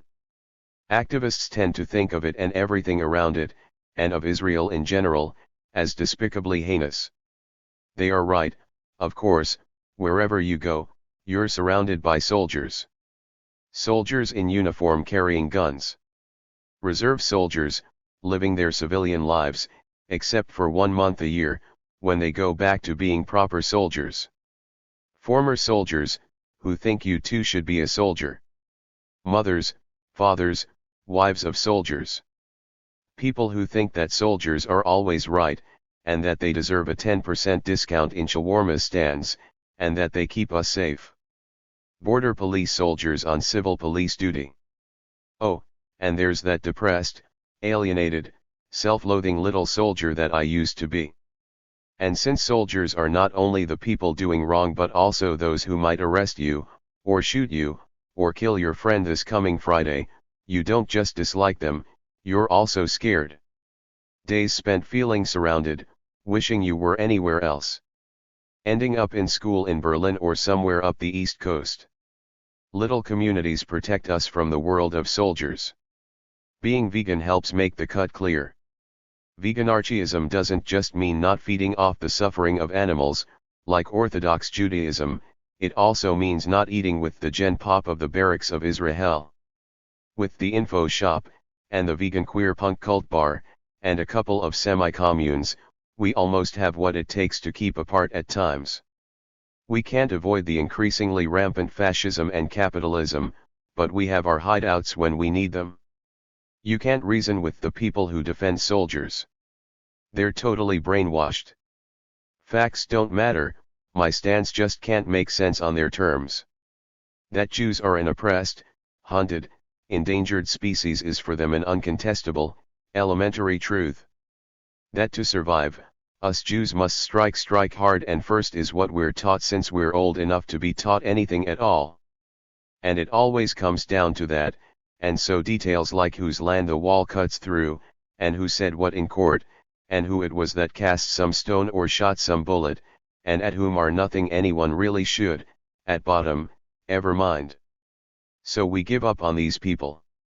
Our statements are not meant to communicate but to rage and keep us going. The slogans at our demos, from a Zionist outside, appear as the expression of a world turned upside down, self-hating and senseless. With no audience, the demos make little sense to us as well. I never chanted slogans with any genuine passion until I shouted them from within a fascist mock block, and never have I sung a song of protest with such fervor as I did Hatikva wearing a fascist chic black shirt and a red band around my arm. Aat's most spectacular action was a die-in during the attack on Gaza. Finally, we embraced the explicit wish of those so glad to see civilians bombarded, the wish that the anarchist traitors would just drop dead. My own activism was first sparked by Annette Fishbein's local press reports on the new residents of Tel Aviv. In 1993, Tel Aviv's central bus station, the largest in the entire Middle East, the largest in the whole wide world, except in New Delhi, which had been under construction for ages, was finally all done. It devastated an already run-down quarter. The older Jewish population, of Arab and Caucasus descent, had been evicted, or was migrating or dying out. Tin and wood shacks from the 1930s still survive in a small enclave on a hill, but the adjacent tiny cottages with their protected tenants now stand to be replaced by office blocks. Filipino migrant workers moved into the gloomy refurbished industrial projects and unglorified Bauhaus boxes that keep falling apart around the broken marketplace arches, what's left of the ghost of Palestine past. Eventually it became too eerie for the Filipinos, and they moved out. Now it's mostly Sudanese and Eritrean refugees. Palestinians keep passing through, their profiles hanging low, trying to avoid nasty encounters with border police patrols. That's where my activism started, and it involved a choice. I chose migrant workers. Alienated by Israeli soldierdom, I chose those victims of state-enabled exploitation, living under a sword hanging by a precarious legal status thread, so even so-called legal workers can be deported overnight. Later on, my choice of activism became more and more diverse. The local Green Patch hosted our J14 social justice tent encampment, the summer before Occupy Wall Street began. At first, when joining West Bank actions, I was still more apprehensive of those lurking, evil Palestinians who might be out to get me than I was of soldiers who posed a genuine threat to my well-being. But activism turned out to be a slippery slope. The more active I was, the more I knew about the market and state. The more I knew about the market and state, the more I felt alienated by the society I lived in. The more I felt alienated, the more I retreated from the life of mainstream gay Tel Aviv into that of the anarcho-activist scene. Across the river from the central bus station lies Kfar Shalem. Kfar Shalem was where Jewish Yemenite immigrants, who had been lodged in houses left behind by Palestinian refugees, were dispossessed and evicted when the state that had put them there decided, 60 years after the fact, that they had no right to their homes, and must make way for real estate entrepreneurs. Many of the people who used to go to West Bank demos were organizing actions with the tenants who were about to be thrown out, tenants who belonged to the very soldier nation that alienates activists so much. Standing in solidarity with people who spoke my language, shared my citizenship, and served in my army felt stranger than standing in solidarity with Palestinians and migrant workers. When I encounter Palestinian nationalism or chauvinism, it's easy for me to set it aside by telling myself that my solidarity is with their place as victims of the Israeli occupation, and that I, an occupier, a participant in the violence that enables much of this nationalism and chauvinism, can't cast judgment. Criticizing from my position won't do any good, it will only reassert my position as the whiter man who knows better and pretends to speak from a higher moral ground. My place, then, is to express solidarity with their struggles on their terms, especially where these struggles challenge nationalism and chauvinism, building the scaffolding for our common future struggles for a better life together beyond the occupation. But when it came to my Jewish Israeli compatriots in Kfar Shalem, I felt that their nationalist and conservative agenda was something I must reject, because it was the kind that I was dealing with daily. In Kfar Shalem, I was in solidarity with people who were close enough to alienate me. I know that this analysis is flawed on so many levels. But this is how it felt. And in many ways, rationalizations and identity deconstruction notwithstanding, this is how it still so often feels. The ethnic repression and class gaps that separate me from many of the people of Kfar Shalem don't get me to withhold my privilege-enabled criticism as does the occupation gap between Palestinians and me. The way my education, income, and white man perks enable religious nationalism in Kfar Shalem doesn't seem to excuse the inhabitants' local vices as it does for Palestinians, or migrants, or refugees. The xenophobia and chauvinism that I see in Kfar Shalem are so much closer to those that I grew up with, to those in whose terms I still all too often think, to those that strike so close to home, that I can't hold them at bay. When radical leftists in Israel engage in solidarity with Israeli Jews, we often have this fantasy of finding a working-class hero, preferably a woman, who despite not having had the kind of education and socialization that taught us to see Israel/Palestine as we do, would nevertheless intuitively come up with our hard-earned political views. She would be proud of her heritage as Mizrahi, she would be an uncompromising feminist, she would see Zionism as a movement of white elitist colonial dispossession, and yet she would be rooted in her community, leading it to stand up and resist. But this working-class hero is hardly ever there. If she's there, she's usually as alienated from the community that she's supposed to lead as I am from my own middle-class milieu, the Zionists of Ashkenaz. And then we're quick to pick up on her little racisms and classisms and conservatisms, and she falls from grace. Her little faults are easy to pick up on, she's close enough to us for us to see in her what we work so hard to pretend we've overcome ourselves. ******. Which sends me back to that alienating mirror, middle-class Ashkenazis. After the failure of the Oslo process, the radical left abandoned whatever little faith it had in the shattered Zionist left. Zionist leftists came to be seen as indistinguishable from the Zionist center-right. And when finally, in 2010, some Zionist leftists resurfaced around the movement Solidarity Sheikh Jarrah, the encounter didn't work. Solidarity Sheikh Jarrah was a movement reacting to settlers taking over Palestinian homes in East Jerusalem. Its rhetoric marked 1967 as the fault line. Its implicit view was that Zionist colonialism was justified up until 1967, that it was the encroachment on Palestinian property on the other side of the 1949 armistice line that constituted the primordial Israeli sin. This view accompanies that of a two-state vision and no right of return for Palestinian refugees. It's a position that the Ashkenazi middle class often finds easy to endorse. It doesn't mark the historic state building by this class as wrong, it does not recognize its exploitation and oppression of Mizrahi Jews and Palestinians as akin in any way, and it does not require that this class pay a price. It's strictly the right-wing settlers who are at fault and must therefore give up their homes, while economic colonization by the middle class would no doubt continue in the form of bilateral economic cooperation after a Palestinian state is formed. Solidarity Sheikh Jarrah was an opportunity to reach out to the Zionist left. But few in the radical left managed to stick in for a long-term effort. What many of us saw in Sheikh Jarrah was the soldier mentality, the so-called shooting and crying syndrome, instigating violence and then lamenting its impact on our own tender souls. The movement had a rather impressive peak and some solid achievements on the ground, but now it's dwindling as it searches for a path. Many of the Zionists didn't stick around. Us radicals observe, conduct postmortems over tactics, and keep telling ourselves how right we've all been all along. *****. Then came the J14 movement. It started as a protest against rent in Tel Aviv and exploded immediately into a social justice movement. Hundreds of tents in the main Tel Aviv camp, dozens of other tent camps all over Israel, and hundreds of thousands marching together in what may have been Israel's largest demonstrations ever.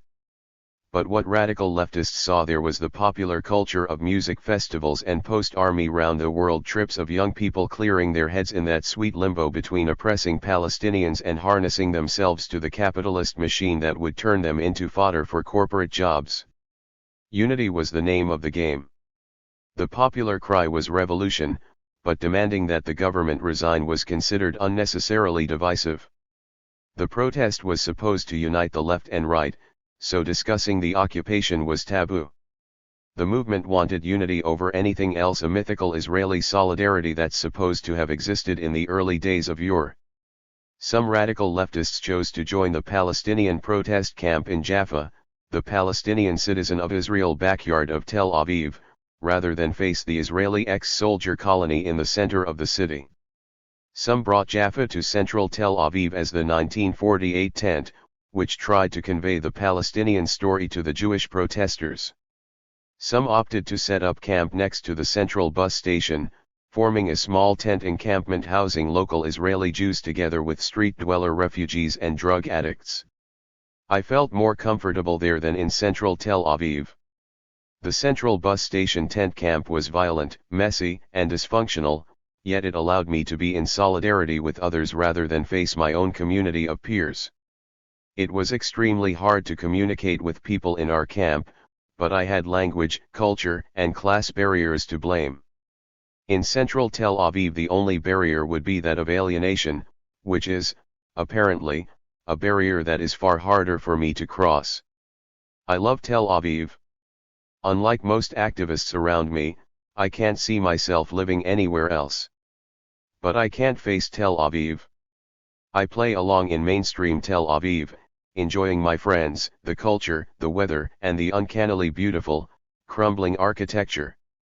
But for my activism I go to the central bus station.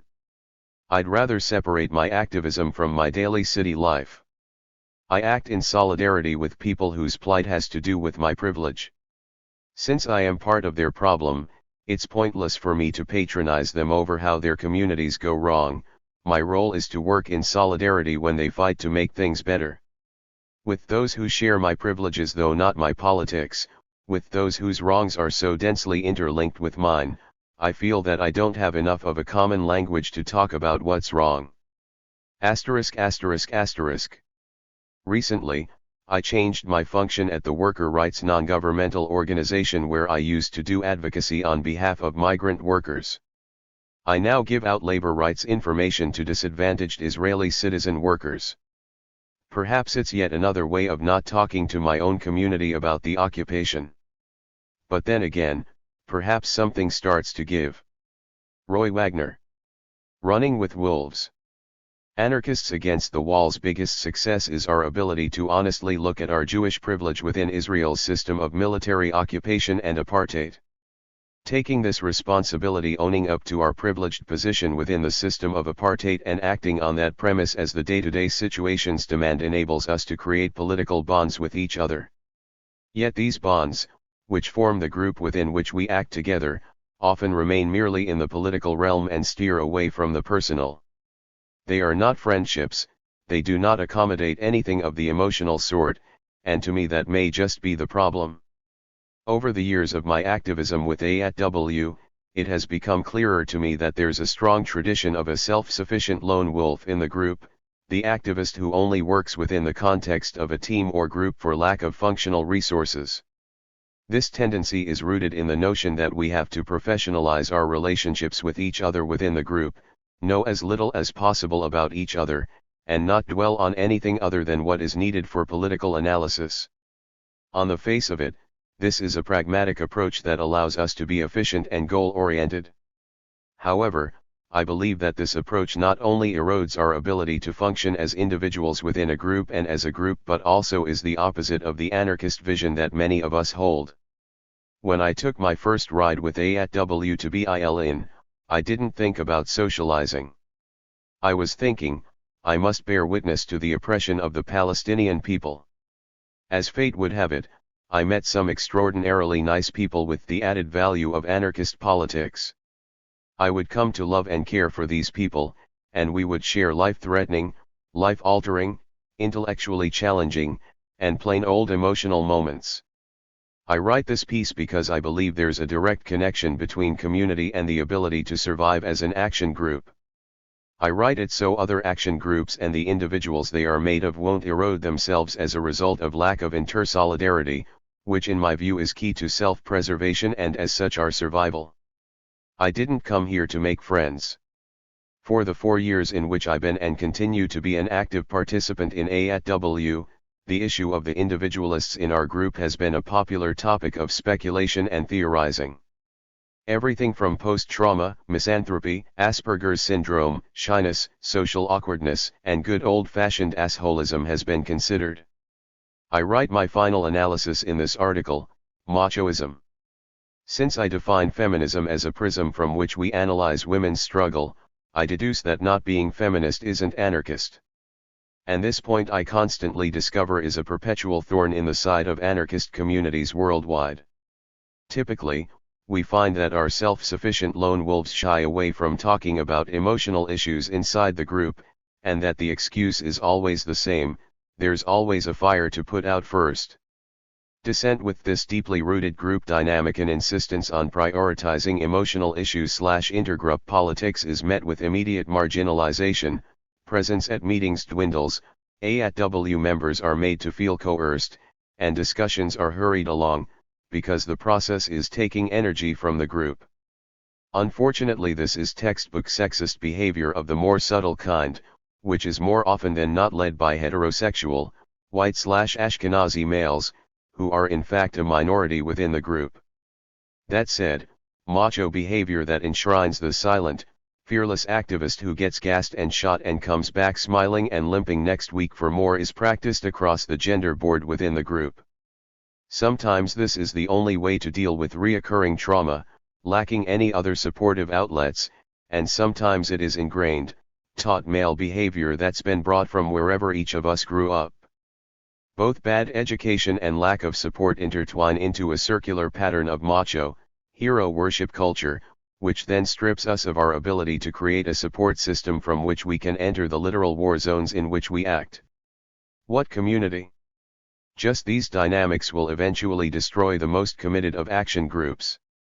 And while a semblance of a group exists, my feeling is that there's not so much a group but instead a number of people who do the same thing, at the same time, in the same place every week. And while I often say this outright, those who don't give it any thought inadvertently give voice to this feeling in the most critical of circumstances. As within any group of people who come together from different backgrounds, conflicts of class frequently occur. Unfortunately, AATW, which excels at analyzing global matters through an anarchist prism, hasn't taken its anarchism to that next level of analyzing interpersonal relationships through that same prism. It appears an outlook has taken root, according to which the fact that we come from the Jewish side of apartheid means that we automatically live a life of excess. In reality, though, we come from all walks of life, ethnicities, socio-economic backgrounds, genders, and identities. This demands a nuanced position as we face the question of acknowledging our own oppressions. And while the existence of a diversity of identities as well as the intersectionality of oppressions and privilege are well understood in theory, when these identities are asserted, we find that we are progressive on nothing but Palestine. As I've stated before, intergroup politics are regarded as emotional issues that take energy from the group. So how do we solve the problem of a member who's been constantly accused of sexual violence? Or the problem of a member who acts irresponsibly in the field, endangering the lives and safety of others? Or the problem of someone who I just don't like, and after years of dedicated work finds themselves excluded from action? Or the most common problem, a member who's suffering from post-traumatic stress? Predictably, we turn our heads to more pressing issues. And when the word community is brought up, we wash our hands of responsibility with the simple and cynical query, what community? This question exemplifies my aforementioned sense that there is, in fact, no group. Yet these feelings do not negate the fact that a community exists by default. We're a small number of people who have been collaborating for more than 7 years, and suffering extreme experiences together. And so we're left with two options: being a shitty community whose members continuously punish each other, or being a community that makes a consistent, continuous effort to create a safe space for each other, and allows its members to be vulnerable and honest, and care for each other. The walls must fall. It is rare that we, as a group, discuss power dynamics within AATW. It's even rarer that we document such conversations. In his book Anarchy Alive, Uri Gordon points to the inadvertent manner in which dynamics of domination come into being, often reproduced through performative disciplinary acts in which protagonists may not even be conscious of their roles. In order to break these behavioral cycles, all that's required is taking responsibility, choosing a target, and taking action. Since stopping the macho defense mechanism that this group has collectively adopted as a reaction to trauma operates on a plane that group dynamics prohibit us from accessing, it seems to me that the best place to start is self-education. While we're all versed in the minutest of laws concerning closed military areas near a specific checkpoint, not enough heterosexual male anarchists have taken the time to read about sexism as oppressive social/legal/military systems that discriminate against women and queers. Somehow the analysis connecting the occupation of land with the occupation of the female has completely eluded them. Its importance is seen as secondary, if it is acknowledged at all. Even less attention is paid to Mizrahi or Russian-speaking identity, or to those connected to age, disability, or spirituality. Since a lack of feminist education is so prevalent, I've had to find ways of communicating the message and creating translation for my strange feminist tongue. I find it instructive to use the Palestinian prism of analysis in order to point out the workings of sexism within the group by, for example, equating a sexual predator to a right-wing politician like Avigdor Lieberman or those who enable gender violence to the Zionists in Peace Now, or linking my reaction to such violence to the boycott, divestment, and sanctions campaign. This, in turn, has allowed me to strengthen the old feminist assertion that the personal is political, and that speaking of our emotions/interpersonal politics is just as anarchistic and worthy as planning the next direct action. Interestingly, the Palestinian prism has protected me from the typical troublemaker, divisive, and busybody labels that could have erupted under such explosive circumstances. At the same time, connecting the struggles did a lot for many of us in dismantling the macho stereotypes and cliches that prevent us from doing this essential community building work. That said, our own inner community work has just begun, and it's hard to tell whether the lack of interest is because of years of disappointment or a commitment to anarcho-individualism. I put my money on the former and commit myself to an anarcho-feminist plan of action. To exist is to resist. In Israel, a cunning word has snuck into the Hebrew language, hamatzav, which translates as the situation. The term refers to that pesky problem of Palestinians. Though it's much less blatantly racist than the Jewish problem, for example, its insidious effect is in its most literal definition. A situation is a given fact, which is tangible and unchangeable. This phrase enables a structure of thinking in which the situation is a stagnant reality, and deflates action before it even comes to mind. Even worse, it completely diminishes the ability to discern that, in fact, the situation here, as anywhere, is in constant flux. Even though the situation is an Israeli concoction, it describes quite precisely the general situation of despair, which our violent world instills in people. Since this world doesn't pause on our arrival to allow us to catch up, it's incumbent on us to hit the ground running in order to survive. This may sound like a kind of biodeterminist rationale for a depressing worldview, but to me, anarchism doesn't exist if constant responsibility and accountability aren't practiced toward one another. On the one hand, that means that anarchism is necessarily an ideal notion that can never be attained. On the other hand, anarchism means that even though practice will never make perfect, we continue to try.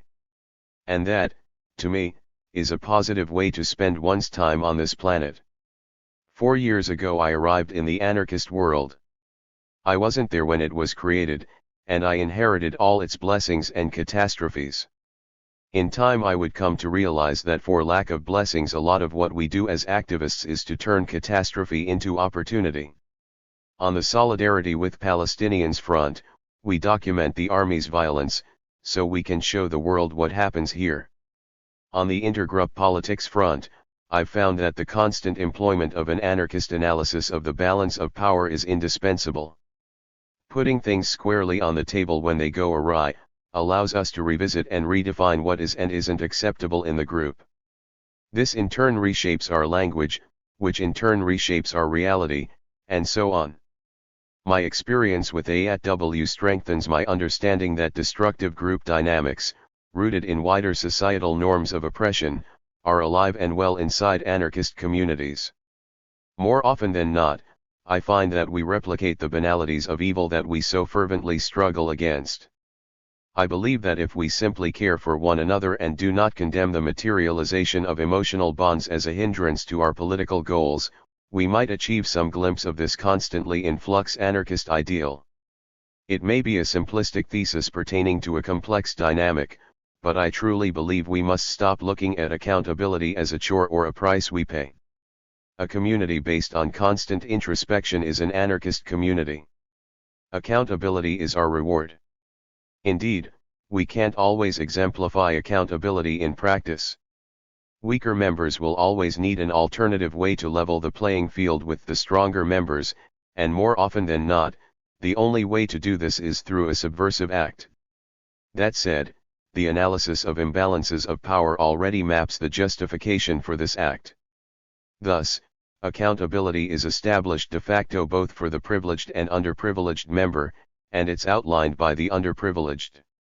Engaging in analysis of oppression as it happens is that critical first step toward taking responsibility for ourselves, our oppression, and our community. I find that as long as we continue asserting our identities, keep defining and redefining the analysis of imbalance of power and privilege, make it present and organize against it within the community, creating solidarity with each other, we will re-emerge from any catastrophe empowered and better acquainted, and as a result, spaces open up just enough for us to be able to start scratching the surface of our collective trauma. Talai Shapiro. Here, murderers are heroes. On Tuesday evening, July 27, 2008, a few of us gathered at the Vegan Community House for a meeting. Shortly before the meeting was scheduled to begin, we received the news: the army had murdered a child in Anarchists. Minutes later, 5 of us quickly headed out to the village.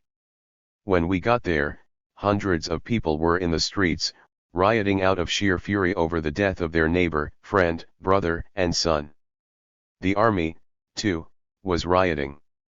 It had invaded the village, with its armored jeeps and M16 toting soldiers. About an hour earlier, 10-year-old Ahmed Musa along with a small group of kids and teenagers had approached the wall's construction site and were messing with the razor wire installed around it by the army. A military jeep approached them, shooting rubber bullets. The kids ran away, but in his escape, Ahmed Musa lost his sandal. When he returned to pick it up, a soldier got out of the jeep and shot a single live bullet into the little boy's forehead, killing him on the spot. The others, including his own brother, carried his lifeless body back to the village, leaving a thick trail of blood through the ancient olive groves. From there he was transferred to the hospital in Ramallah, where shortly after, his body was sent to the morgue. Faced with the despair and deep sadness that slowly started accompanying the initial rage, the 5 of us headed toward Ramallah as the riots quieted down, hoping for something confirmation of the unbelievable maybe, or perhaps simply to offer the family our support. Yet the family was already gone when we arrived. For a reason I cannot clearly remember, we were taken to the morgue by one of the doctors, where Ahmed's tiny body lay inanimate. The sight hit me with shock. I had never seen a dead body before, let alone that of a child. I didn't know how to react or what to say. Anger, frustration, and pain flooded my body. Though the army's cruelty and violence are nothing new, I could not understand how a 10-year-old could have ever been perceived as a threat to a soldier. The following day, at the funeral, thousands of people from all over the West Bank came to show their solidarity and share their pain with Ahmed Musa's family. We were there too, lost for words. In the evening, after the funeral, rage took over the streets of Anarchists once again, and clashes erupted as the army invaded the village. Youssef Amirah, 17 years old, was in a yard close to the clashes, observing. An armored jeep pulled up in the street in front of him, and a soldier shot 3 rounds of rubber-coated bullets from inside the jeep through the firing loophole. 2 bullets ended up lodged inside Youssef's skull. Minutes later, he was pronounced clinically dead at the Ramallah hospital, and died of his injuries a few days after. The shock was once again terrible. 2 murdered kids in 2 days. When we returned from the village, we joined others in an impromptu demonstration in front of the home of the Minister of Defense, Ehud Barak. Despite our rage, surrounded by dozens of cops, all we could do was block one of Tel Aviv's main roads for a short time and shout slogans while we held the murdered children's pictures in our hands. Though I stood there and shouted along with others, my rage was not only directed at Barak. Barak is indeed responsible for the murder of Ahmed and Youssef, and countless others before them, but he and the government he represents are certainly not the only ones. To me, Israeli citizens are the ones to point the finger at. They are the ones who elected these politicians, and they are the ones who wholeheartedly support the government as it commits murder and wages war. Israeli citizens are the ones who do not revolt against racism, apartheid, and ethnic cleansing. In fact, all these are no more than a crystallization of Israeli public opinion.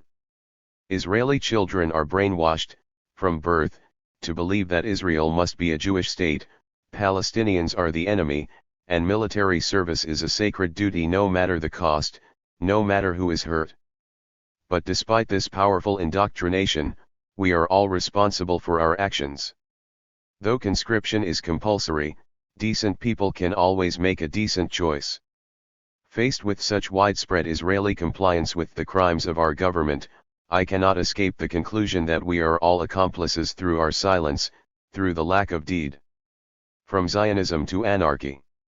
I was not born in Israel, nor was I born an anarchist. I immigrated to Israel from Canada in 2001. I was a Zionist and believed my place in the world was in Israel, the only haven for Jews. In 2006, a friend who often attended demonstrations in the West Bank showed me the other side of my reality. It took me a full year to grasp the essence of the occupation and rid myself of the brainwash I never knew I had undergone. One Friday in May 2007, I arrived at the village of Bil'in for the first time, where Israel's wall was being built on villagers' land. There, for the first time, all the pieces came together. I could see, with my own eyes, Israeli apartheid. From then on, demonstrations became a weekly thing, the forming of a habit. Before I knew it, I started going to AAW meetings and demonstrations, becoming more heavily involved. Soon enough I was organizing the transportation for our Friday expeditions. Being part of those who decide, those who do, was an empowering experience. I met people from different backgrounds, ages, shapes, and colors, all different, yet united by the same cause. We are all driven by the wish to fight the occupation and apartheid. We hardly ever bother with promoting our various grand scheme of things ideas. Once the occupation is behind us, we will have the luxury to discuss our diverse opinions. I am perfectly aware that our actions alone will not end Israeli apartheid. It will take much more than that. But I believe that we disrupt Israel along with its notion of peace and quiet. I want to believe that when we march down the streets of Tel Aviv with banners calling for an end to the war, bystanders are forced to think. Perhaps our mere presence in the streets, our actions, will bring the consequences of the occupation to their backyard and not some 20 kilometers away. Even those who call us traitors or self-hating Jews are in fact reacting to the occupation. To an extent I derive some comfort from such comments, since they show we are forcing people to be aware that there is an occupation and that Palestinians do exist. The massacre in Gaza, in which more than 1,300 people were killed, was for us the ultimate proof that Israel is engaged in ethnic cleansing. Again, though I am perfectly aware of the government's capability to commit such crimes, even to feel comfortable while doing so, something about how this war was conducted felt revolting in new, unfamiliar ways. Even more appalling was the fact that 80% of the Israeli public supported the slaughter. During those days, the sense of frustration and hopelessness overwhelmed us all. We organized demonstrations daily, and joined other demonstrations in Palestinian villages and cities, inside Israel and in the West Bank, but there was nothing we could do to stop the wheels of that runaway train, Israeli fascism. There was something else, too, apart from the incomprehensible dimensions of the catastrophe in Gaza. In the West Bank, we have gotten used to things being accessible. When, for instance, a murder occurs somewhere in the West Bank, we are able to get there. Physically, the apartheid segregation is not total. The Gaza Strip, however, is impenetrable for us. This time, we could only demonstrate, shout slogans, and read the news. There was a feeling of being imprisoned within Israel's borders. Though utterly different, I could suddenly understand, personally, what it meant to have my movement restricted. But perhaps we did manage to disrupt something, because the police and Israeli Secret Service targeted Palestinians living in Israel, and to a lesser degree, activists in AAW. Many were arrested and then interrogated for hours without any reason other than intimidation. In one of the court hearings, a prosecutor actually said that our actions damage the morale of Israeli soldiers, this, from the so-called only democracy in the Middle East. Personally, I do not think I will see the end of the occupation in my lifetime. I am 30 years old. Most Israelis do not care about Palestinians, or for that matter, even about crimes against humanity committed against them. Palestinians are far too remote to be present in the pains and minds of most Israelis. Who needs to feel the occupation while sitting in a coffee shop or eating hummus in Jaffa? Israel exists in a bubble. When I see the path of the wall, I ask myself, who is locking who in? Israel can only look toward the sea on its west, as it has locked shut all doors to the Middle East. Though I believe that our work within Israel is crucial, I am also aware of the fact that our voice is faint and hardly heard. The occupation and Israeli apartheid can only come to an end if such an end is forced on them, mainly through boycotts, sanctions, and other forms of international pressure. As the status quo continues, boycott economic, academic, and cultural is the only effective way to pressure Israel. But I have no illusions. It seems as if the world has not yet seen enough Palestinian blood. The road ahead of us is still long. Until then, the struggle continues. Sarah Asoyuline. Emotional first aid. One of the amazing things about activists is that we often deliberately expose ourselves to brutality when we believe it necessary. But being exposed to violence without being prepared, having support or processing what happened afterward can have a harmful effect on our mental and physical health. Radical activists in Israel/Palestine run from one action to the next. It feels like everything is urgent. We don't always prepare for action, sit down beforehand and discuss possible scenarios, and talk about what we need or how we feel. Although we designate specific people to be in charge of arrests, first aid, or media, we don't have a trauma support person. Trauma is still perceived as an after-the-fact issue, if at all. In a place with such intense activism, it's easy to feel there's no time to deal with activist trauma, though awareness is rising. In 2006, inspired by groups that organized in Europe against the G8, a small group of us in Tel Aviv formed the T-Team, an activist trauma team. In our training, we learned about trauma support and worked from our own experiences, to relate to what others were going through. We began offering support in the form of workshops and one-on-one sessions, and distributing written materials. We made ourselves available to organizations we ourselves were a part of, such as AAW. In each AAW weekly email, we included a few words about activist trauma and our contact information. Though the T-Team is no longer active, these issues are becoming more acceptable to talk about. This contribution discusses issues of trauma and burnout among activists who are repeatedly exposed to intense violence, through participation in actions against the occupation. It includes excerpts from interviews with fellow activists, and draws on books and zines on the subject. Struggle and stress, activist trauma. Trauma refers to a wound of the soul, mind, or emotional core, and is created when a person stands helpless against an external threat without sufficient resources to deal with it. The stability in the person's internal and external world is disrupted, control is taken away, and instead of order and safety, there is a feeling that things are arbitrary, they can then feel in a state of constant expectation of the next threat or catastrophe. I remember at my first protests against the wall in Berlin. The most violent thing that I did was to yell a little, and suddenly my legs were covered in bruises, just covered.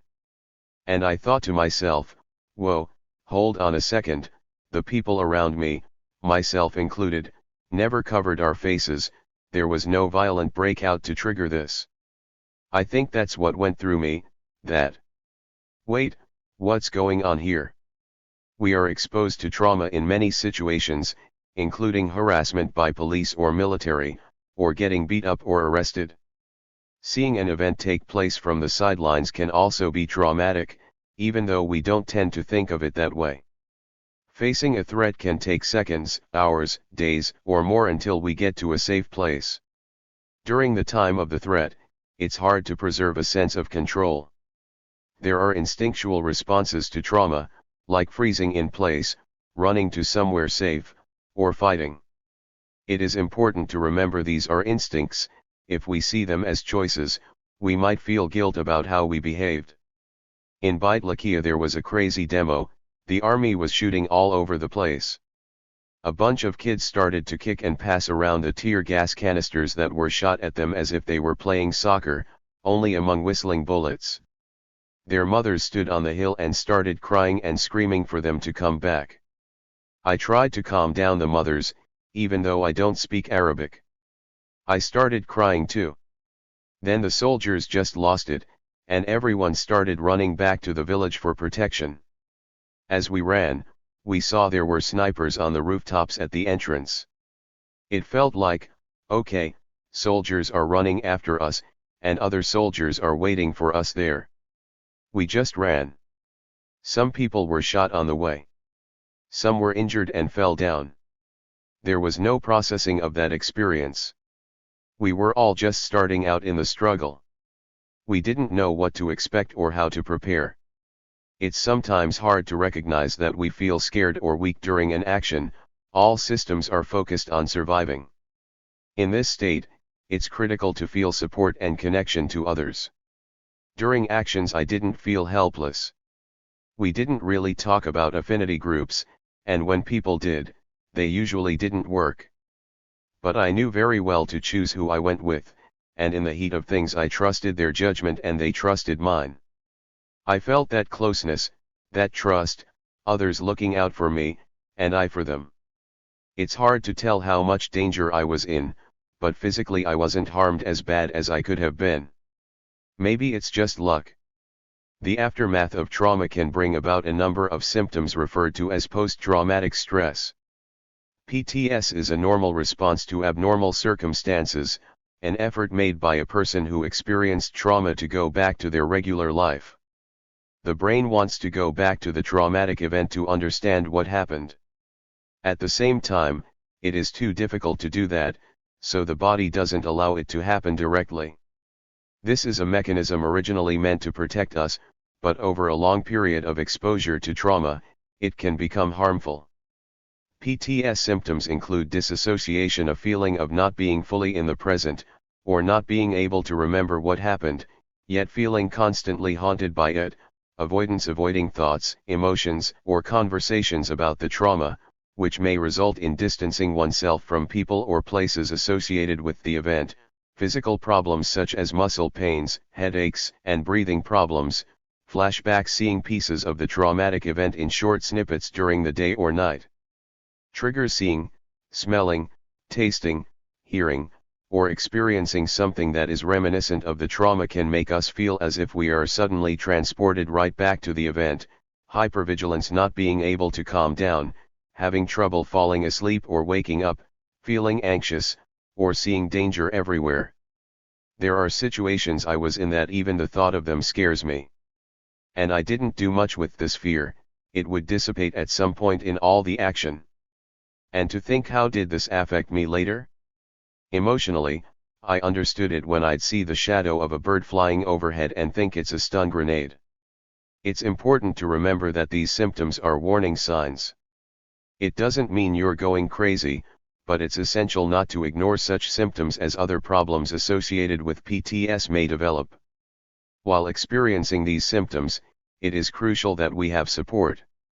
Processing trauma may happen informally, on the ride home from an action, or with a friend or partner. If that person is not supportive, PTS can worsen.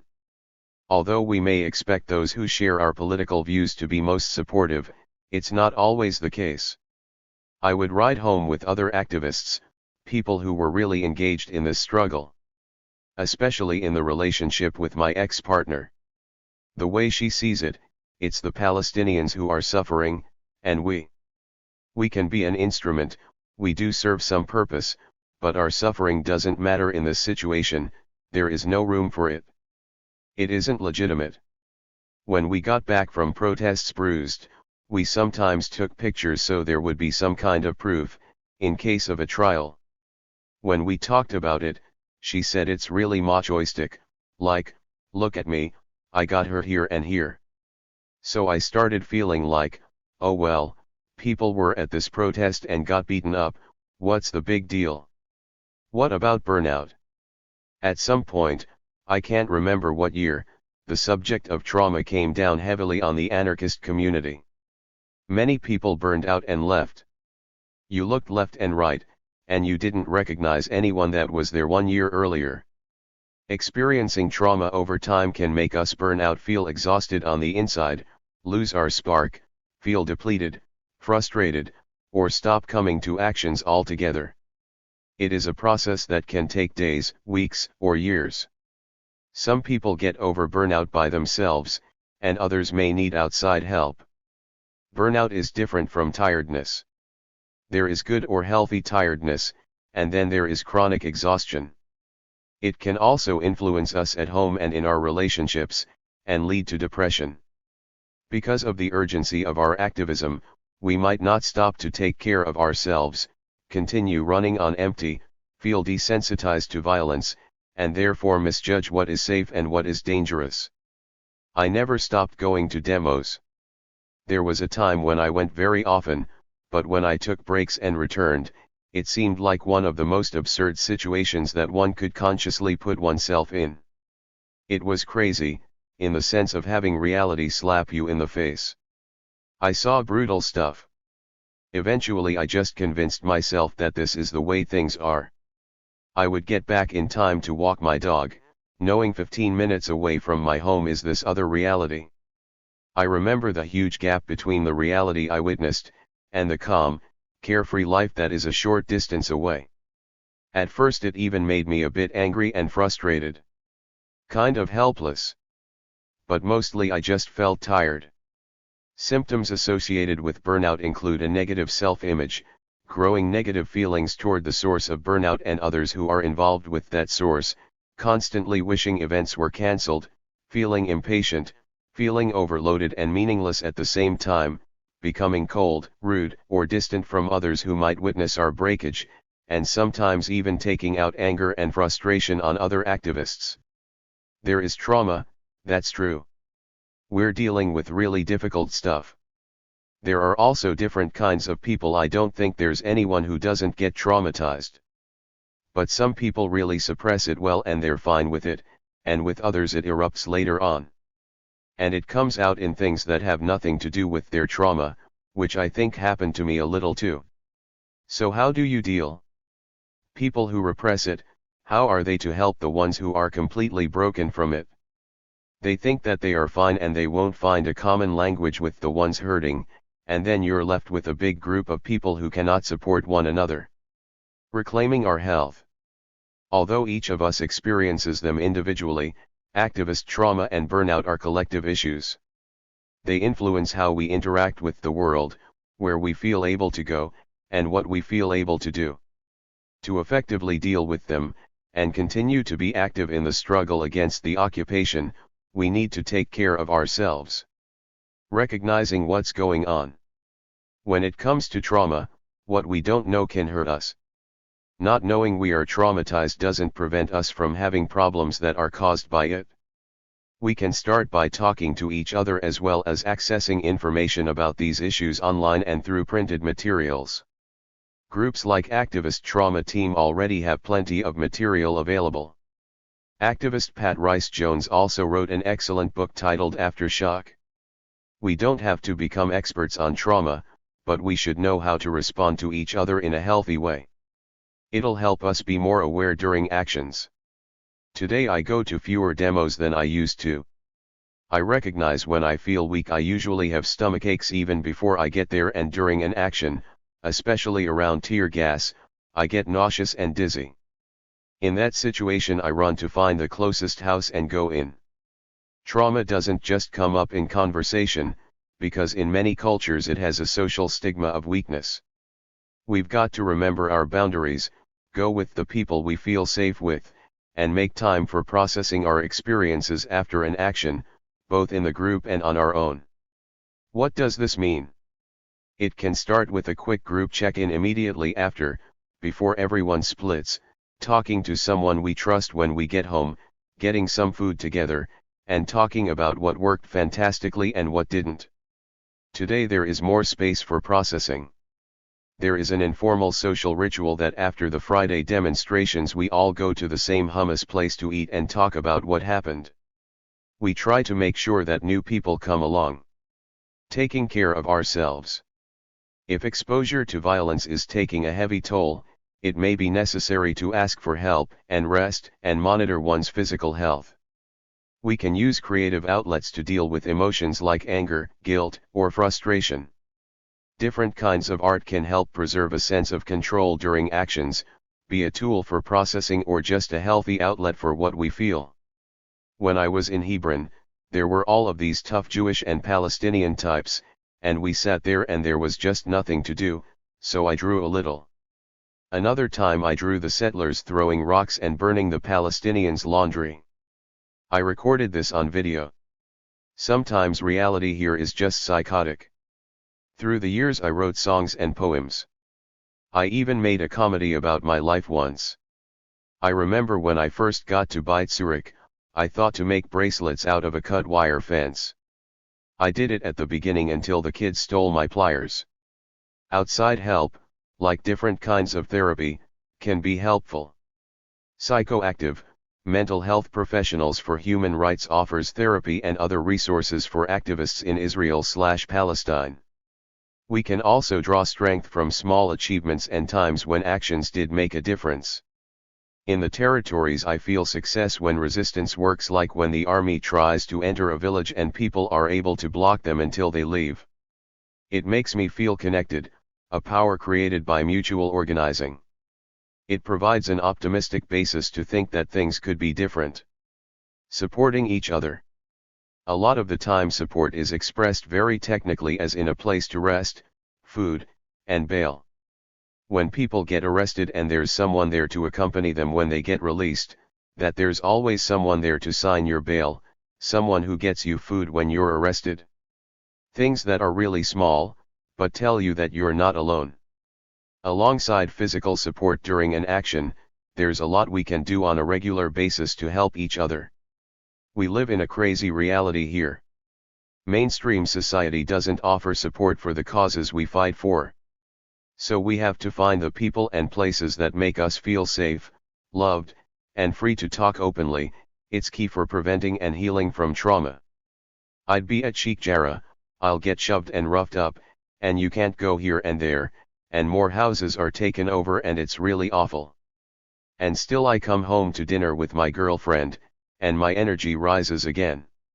It isn't that I forget that people live there in tents and such, but that I can take in something good. In activist circles, it often feels like taking care of ourselves is selfish, when there is always an urgent action to deal with. But taking care of ourselves is also a social action to preserve our strength and remain active in a place where injustices are so profound. The healthier we are, the more we can do, the more we can offer support, and the more our work is, ultimately, sustainable. Taking steps to deal with these issues is vital to our health as individuals as well as for ongoing work as a group. Iris Ariely. Means of communication. Any anarchist watching Eran Turbiner's 2005 documentary Motzpin, Anti-Zionist Israelis would find it easy to identify with those who were on Israel's political margins 40 years ago. The idea of establishing a Palestinian state, which placed the members of Motzman beyond the pale, is today a consensual position in Israeli politics. And this journey that ideas make, from the hold of a minority group to the heart of the majority, depends to a great extent on the media that feeds the latter. These are the media that define the consensus, and therefore also those responsible for changing it. This is the reason for my insistence on continuing my affair with Israeli media.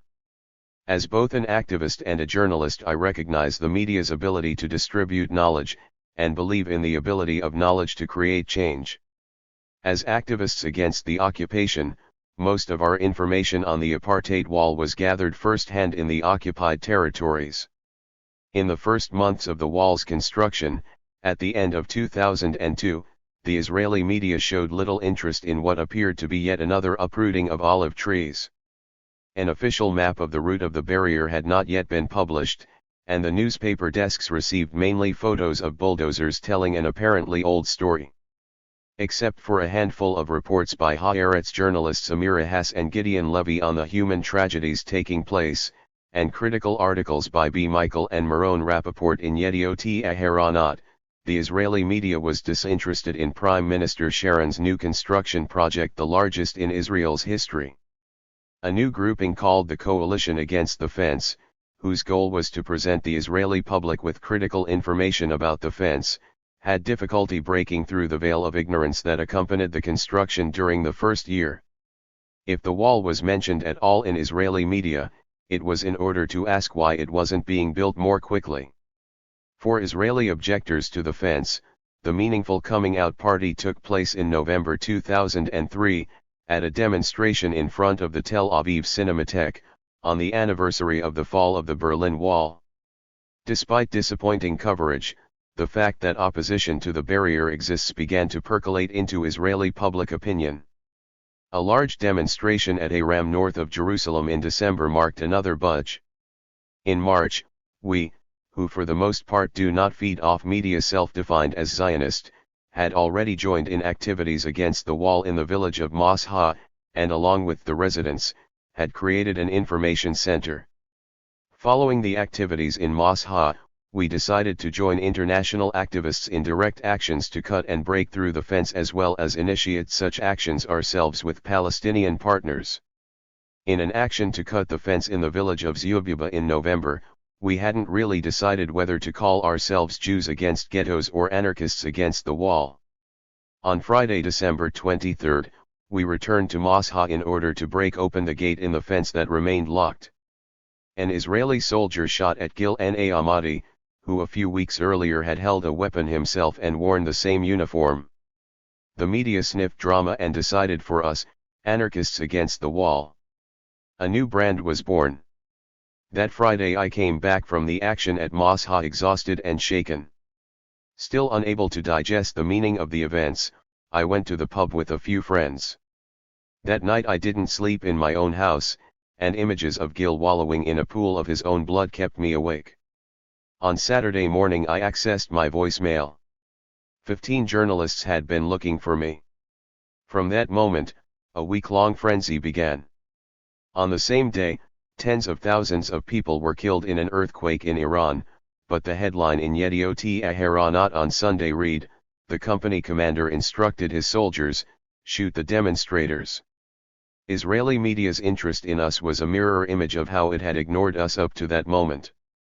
The sudden spotlight placed us in a problematic position, standing on a platform we didn't really choose, feeling the pain from our friend's injury, and yet still wanting to disseminate information about the injustice that had caused us to cut through the fence in the first place.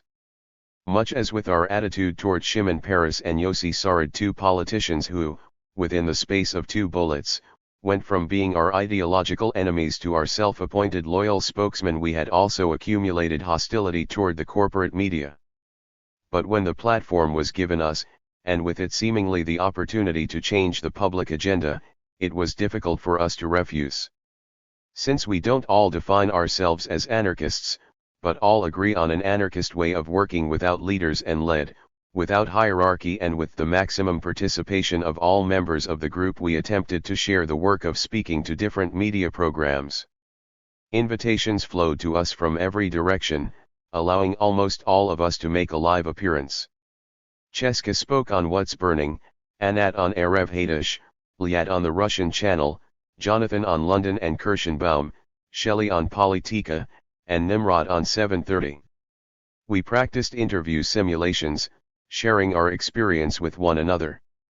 We tried to give the media what they wanted, but also talk about shootings and protesters, although not just Jewish Israeli protesters, the closed gate at Mosha, and not just the shooting, the harm done by the fence in general, and not just Mosha, the policy of apartheid and ethnic cleansing, and not just the fence, and maybe even anti-Zionism and anarchism, and not just Palestine.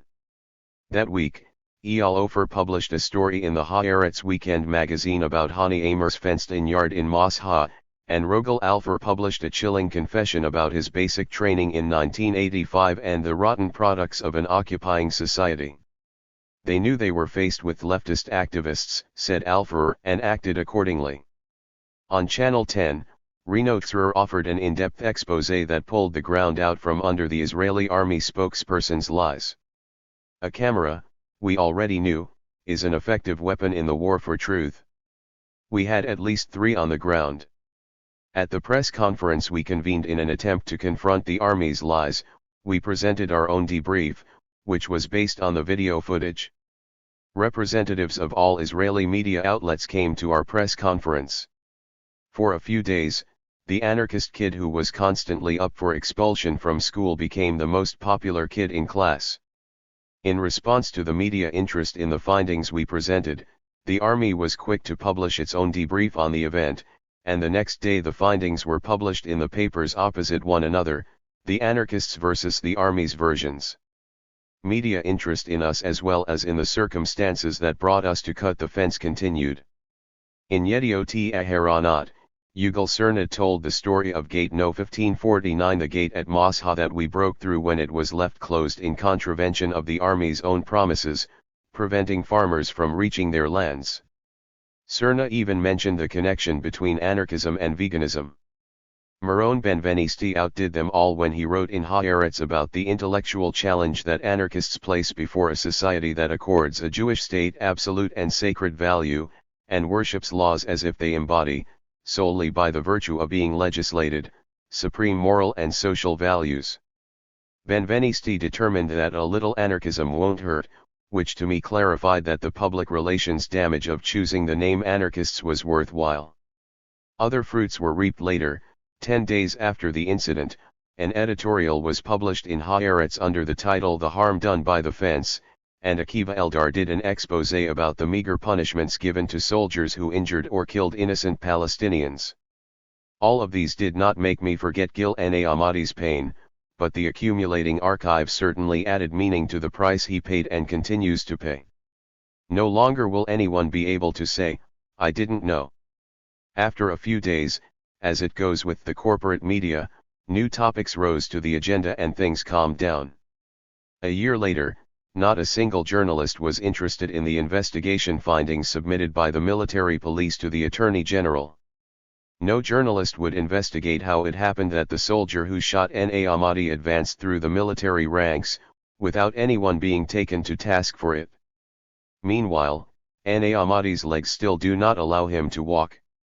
It's hard to overestimate the publicity and public benefit that this incident had for the opposition to the fence's construction.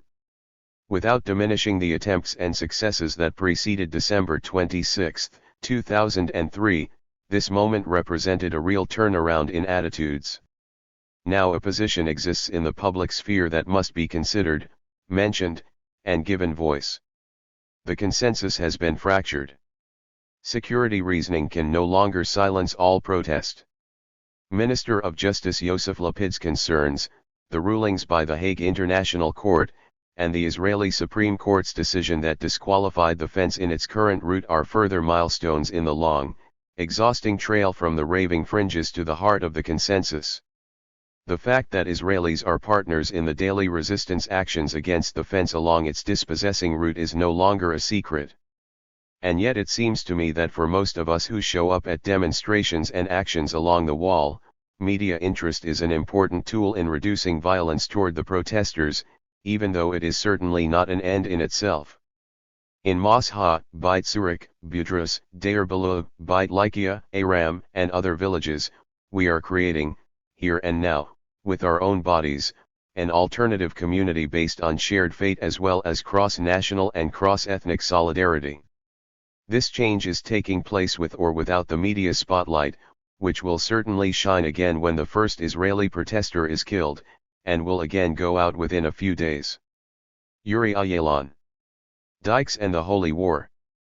As a queer anarchist activist from Israel, I am quite often confronted with questions concerning the engagement of queer groups or individuals in the Palestinian struggle against the Israeli apartheid regime. How could I, as a queer and an anarchist, fight for the establishment of a state where the powers of occupation will just change hands, and will erect new and old oppression? What do we have to do with a national movement that is reconstructing the same national ideals we are working to dismantle in our own society? I will try to examine these questions here, and look at the role of solidarity and joint struggle from a queer anarchist perspective. Maybe the most important point to clarify at the beginning is the role that the occupation since 1967 and oppression of the Palestinian minority in Israel since 1948 both play in Israeli Jewish society. The State of Israel, which claims to be a Jewish and democratic state that upholds equal rights for all its inhabitants, is having great difficulties maintaining its democratic aspirations in light of its colonialist and religious nature.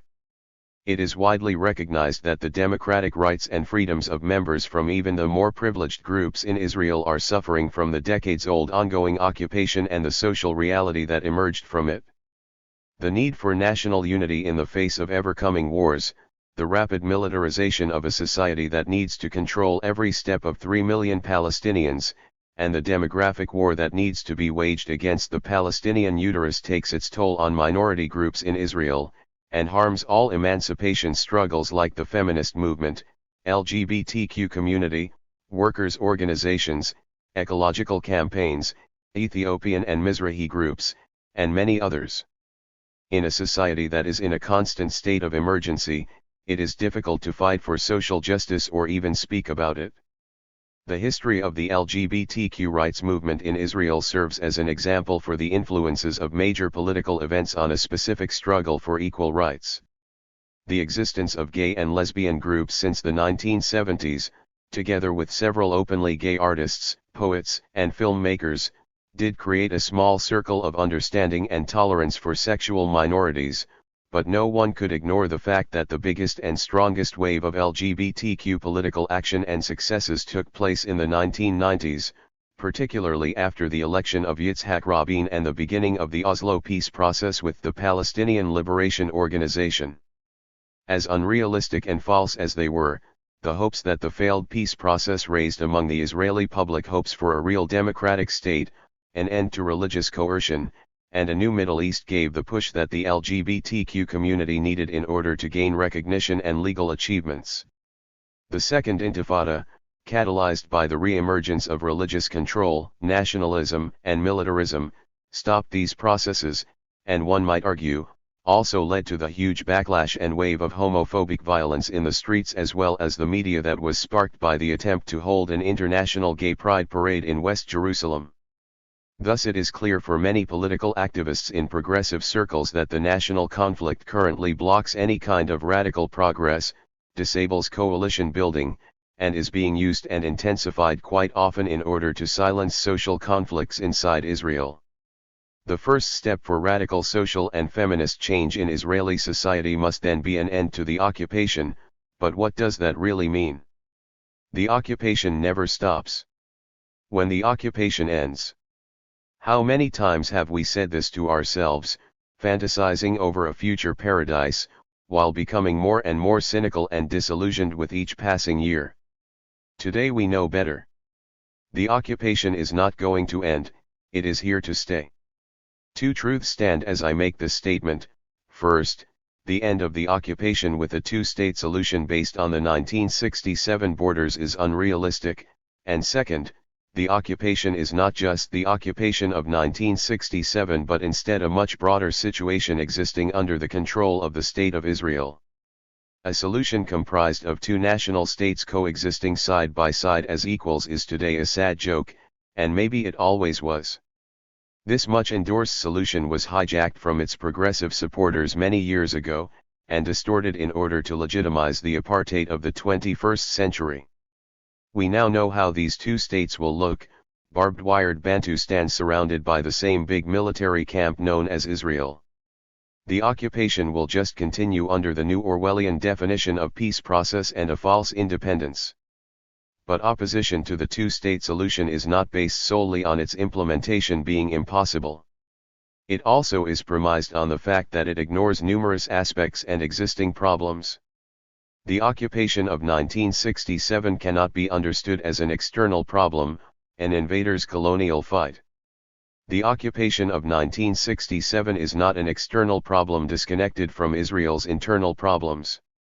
Apartheid and the politics of occupation are the very basis of the State of Israel, the ethnic cleansing of 800,000 Palestinians in 1948 and continued refusal to allow their return, the barefaced discrimination and ever-increasing police violence against 1948 Palestinians, and the need to settle and protect the land from the illegal people, Judaize the periphery, and wage a demographic war. All these take place in what is called Israel and not in what is known as the occupied territories.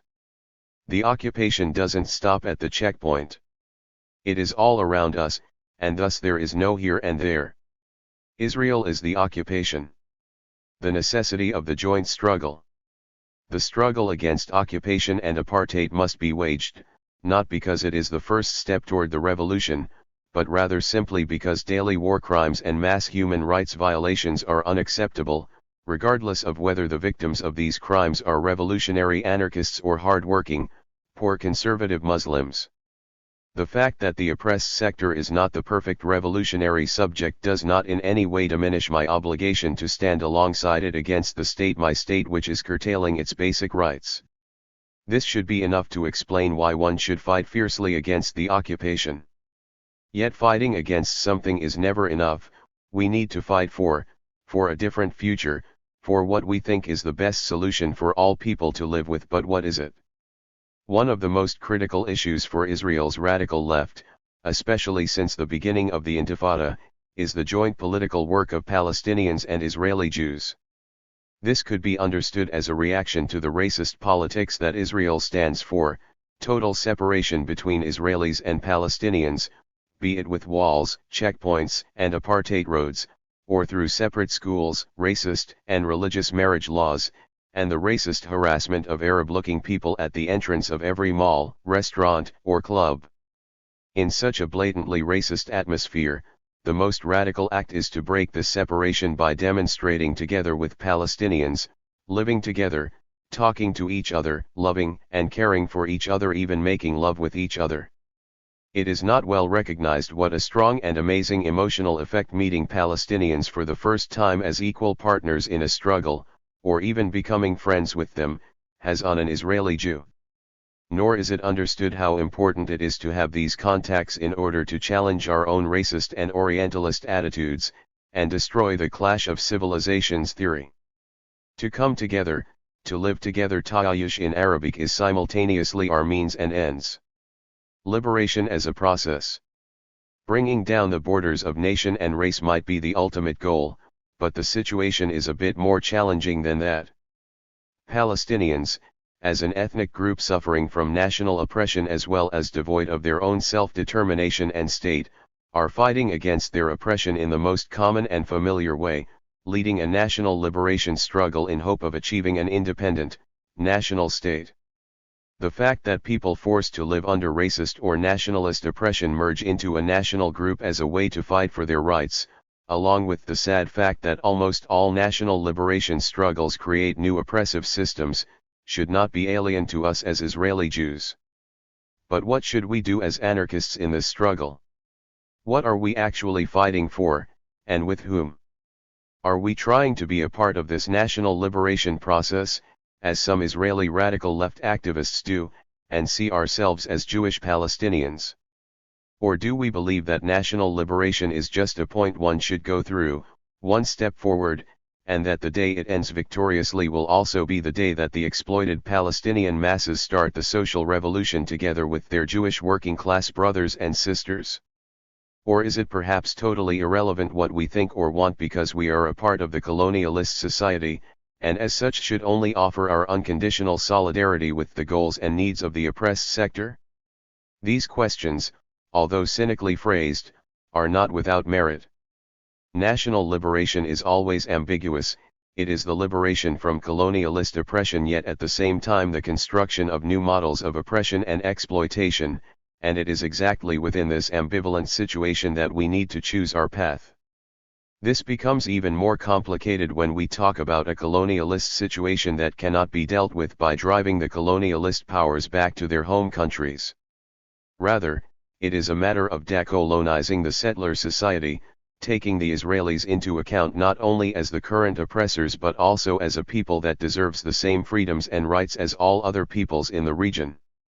The joint Palestinian-Israeli struggle, the fight against the wall in which AATW participates, or the many campaigns in which THIRD supported Palestinian communities in the occupied territories or 1948 Israel seems to be the best way to tackle the many contradictions we face in a politically productive way. The joint work of Israelis and Palestinians is in this sense one of the goals, and maybe the most important goal, of every campaign we take part in, be it resisting the wall, housing demolitions, or army invasions. Through this work, we deconstruct the racist foundations of the conflict. An Israeli taking part in a Palestinian demonstration, risking their life and body in the face of brutal army oppression, is challenging not only the basic understandings of the Israeli soldier but also those of the Palestinian farmer who meets Israelis only as their oppressor. Naturally, the coming together of Palestinians and Israelis is not an easy task for those on either side. We must remember that many cultural, political, and social differences exist alongside our positions of power within this conflict, positions we cannot simply ignore out of the hope or belief that we are all just equal partners in a struggle. The struggle to change and challenge Palestinian culture with its patriarchal, militarist, and homophobic elements is not our task but instead that of our Palestinian comrades, to whom we must offer our solidarity first and foremost by lifting the weight of the occupation from their shoulders, and by fighting those same elements in our own society. Liberation is always a process, and it can evolve and intensify only by removing the biggest obstacle that stands in its way. Yossi Bartel. Hey babe, hope you're not in jail. As dissenting Israelis in this emotionally charged landscape, we almost daily meet differences and difficulties with non-aligned friends and family. Rarely do we agree. Most of the time we disagree. Sometimes there is shouting, and occasionally there are tears. And there are times when we altogether stop being friends. What we do as activists is not purely political, it is also personal. Whether face-to-face or on Facebook, our political activism eventually comes up. It can be difficult and emotional discussing the occupation along with the general situation in Israel and Palestine. I, for one, get frustrated and sometimes feel guilty. I will move heaven and earth to make it to a demonstration in one particular village. Like most of the activists I know, I spend money and time getting to meetings, gatherings, and demonstrations. A single phone call, and we will rush to wherever we are needed. We will make 100 calls trying to get someone out of detention, or spend hours outside a police station waiting for their release or in court. This can, occasionally, leave little time for me to invest in my relationships with my few non-aligned friends. Solidarity may be defined as an entire union or consolidation of interests and responsibilities, fellowship, community. For me it is also identifying with others' pain and wanting to do something about it. But how do we explain this to someone who is non-aligned? How do we convey to them its importance? Should we try to convey it at all? Here, I look at the relationships and dynamics that we have with our non-aligned friends and family, how we deal with them, and our feelings, realizations, and conclusions around all that. What language do we use when talking to those in our lives who are not aligned? Do we lie, tell the truth, or tell a partial truth about our solidarity activities? What responsibility or obligation do we have as conscientious Israelis to talk to as well as raise awareness among our friends and family? And at what point do we no longer feel the need, nor the point, of preaching to the unconverted? For those of us who have friends who are non-aligned, the relationship varies. Many people have friends who may not be directly involved in solidarity with the Palestinian struggle but instead are involved in other struggles: human rights, animal rights, housing rights, and refugee rights, to name but a few. Some find their way, through other solidarity activities, to standing with us at demonstrations in the occupied Palestinian territories. And then there are some of us who still have friends, from home and childhood, who are non-aligned not only with regards to anarchism or the Palestinian cause but also in terms of actively working for the rights of others in general. Some may have found their way to the social housing protests of the summer, yet have since returned to a normal life. It would be helpful to clarify the term non-aligned at this point. I am referring not only to those who do not identify themselves as anarchists but also those who do not identify with the Palestinian popular struggle. Then there are those who are non-aligned politically but verbally express support for dismantling the settlements, and recognize the overt racism and separation in our societies, although they excuse the occupation using Zionist arguments even though they may not themselves identify as Zionists. The micro-definitions and identities of our friends and families are as complicated as the political, religious, and cultural identities of our society as a whole. As a result, while seeking to convey the complexity of our relationships with family and friends, I'm not claiming to offer a definitive answer or conclusion here. This piece is about our experiences, thoughts, and realizations, and aims to shed light on an intimate aspect of our activism in Israel and Palestine. Relationships and dynamics. It is hard to convey our situation to outsiders. To put it lightly, support for the Palestinian popular struggle is not a position held by the majority in this country. A fellow activist and close friend says she uses the metaphor of coming out to convey the emotional dynamics of confronting family and friends with her views and actions. Like others, I have gradually lost contact with most of my friends from home. Some of us cannot deal with the confrontations and so we drift apart. As we go on, the gap widens between us and our non-aligned environment. Those who are still close to me know just about everything. Those I lost have known me for a long time, and my actions were not entirely new to them. Their only criticism was that I had become more extreme, and to be fair I use the term radical and have no qualms about it. My best friends nevertheless worry about me. Whether conscious or not, sometimes their reactions to my beliefs or actions are insensitive. When Mustafa Tamimi was killed by a tear gas canister shot to the head at close range, I asked a friend if she had heard about it. Her immediate reaction was, "Yes. And I wish you lot would stop going on about it."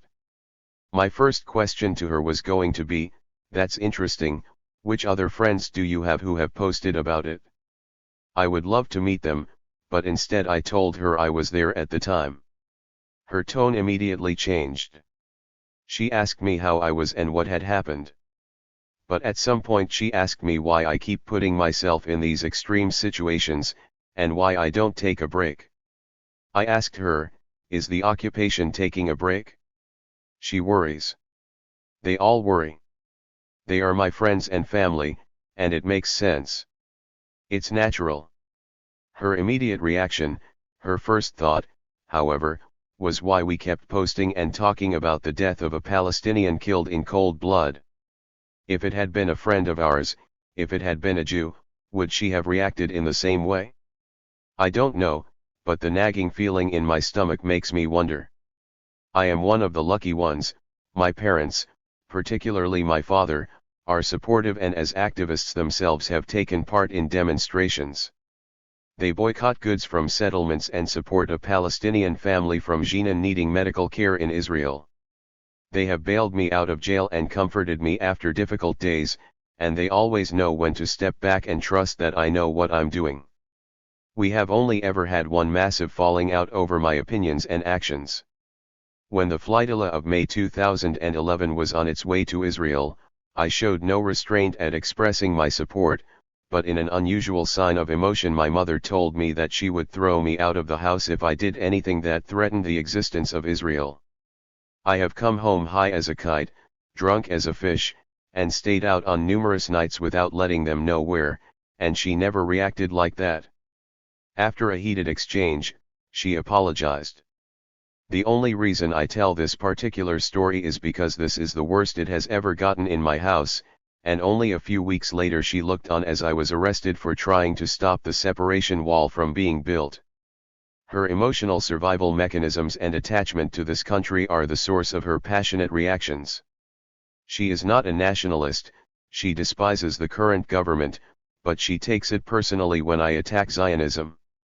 She rationalizes it as a disjuncture between what is and what ought to be. What is going on now isn't Zionism, historically Zionism meant. Although to be fair, I also have noticed clearly how my own process as an activist has had a ripple effect on those close to me, and I am not unique in this. Other friends I know have the same story, where their family has become more radicalized, aware, and active as a result of their own actions. But this process seems to happen only when family or friends are open to it. Yet not everyone has hippies for parents. My friend Tomer and her family have clearly opposing views, and therefore she is all for keeping peace at home so that she can continue doing solidarity work.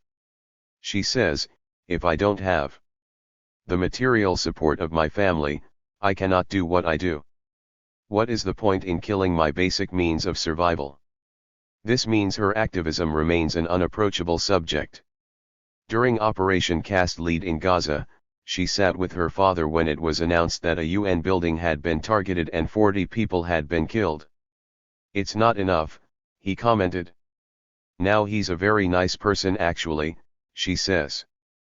But in the fervor of the moment, he and I don't have a lot to talk about. I know people who have effectively left their families and opted not to engage with them on anything other than a very basic level. I also know those who, out of no choice of their own, having been treated as so different, feel that they can no longer continue in the family unit dynamic. At the time of this writing, my uncle and his wife are not talking to me. In every phone call my mother has with him, he brings up my political activity, and she talks to him, tries to explain.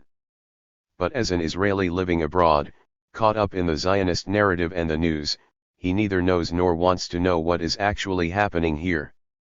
Like many others, he will also attack the other side as a way to avoid confronting our role in creating the problem. In so many ways, our non-aligned friends and family are disconnected from the Palestinians and the military rule under which they suffer. They spend years being taught to dehumanize, and fail to see the obvious racism and discrimination in their own words. I see it as a collective survival tactic. The self-suppression and denial are ways for them to stay sane. Self-inflicted ignorance and innocence are ways for them to stop from breaking. So how can we relate to such an emotional state? How can we facilitate a breaking process without breaking the relationship? Can we ever make them come around to our side? Yes, I feel a breaking process is needed. I have the tiniest bit of hope left that Jewish society can wake up from its drugged stupor of nationalism and fear, and realize that it is we who have become the abusers, that we are no longer the victim, and start to do something about it so we can all live in a safer, better world. Friends or enemies? An activist friend of mine told me that within his circle of friends from home, he is considered a radical left-winger except that they don't even know the half of it. He shares his opinions with them, but not his actions. They don't know that he joins demonstrations every Friday or raises money. I questioned him on this, asking whether he doesn't feel like he's hiding a part of himself from them, or even lying to them. He said, I would rather keep them as friends than lose them as enemies. I questioned him on this as well, curious to know if he didn't feel that they miss out on knowing a part of him, a sort of lying by omission where keeping the peace takes precedent. But it's the same with me. My nearest and dearest have no idea how involved I am in the boycott, divestment, and sanctions movement because I know what kind of reactions it would invoke. It seems we are left with three choices: keep our friends and lie, tell the truth and lose them, or tell the truth and hope that one day they will come around. Social networking sites are another story. There, I filter myself. I have a list of about 100 people who see everything that I post and discuss. The rest see something different. Why do I do this? Because I cannot deal with the racist, demeaning, or ignorant reactions from people. So I don't tell my closest friends everything that I get up to. It has become easier not to. I have tried doing the political talk with them, but they take the conversation to the potential negative impact that going to weekly protests could have, and confuse it with caring for me. They tell me I am an extremist, whereas I call it radical. They tell me that I talk in slogans, whereas I tell them what I think. They tell me that I am not from here, I tell them this is my home. Nevertheless, the dynamics do change. Even while writing and researching for this piece, my relationships have developed with my closest friends. I'm self-censoring less and less. Family and friends have come to me with stories they have heard, and I tell them about what I see and experience, about the expansion of settlements and brutality of the Israeli army reactions at protests. My job now means that supporting the Palestinian popular struggle and fighting the occupation have become integral parts of my life, and if someone is going to be an intimate part of my life, then they are going to be exposed to these aspects of it. The discourse, like our relationships, is neither fixed nor static. A friend of mine suggests a change of tactics. Perhaps we should just agree with them, tell them they are right, and then invite them out. Invite them to a demonstration, to a village in the West Bank. Invite them to meet a man whose house will be surrounded by a fence because he refuses to move from where the root of the wall is being built. Invite them to meet Palestinian farmers whose land is being stolen and whose olive trees have been uprooted. Some go as far as to turn their own birthday into a political act by having a tour in a forest park that was once a Palestinian village. And then there are the times when we come to our families and friends expressing exhaustion, sadness, and rage, and are told, well then, stop going, stop doing it.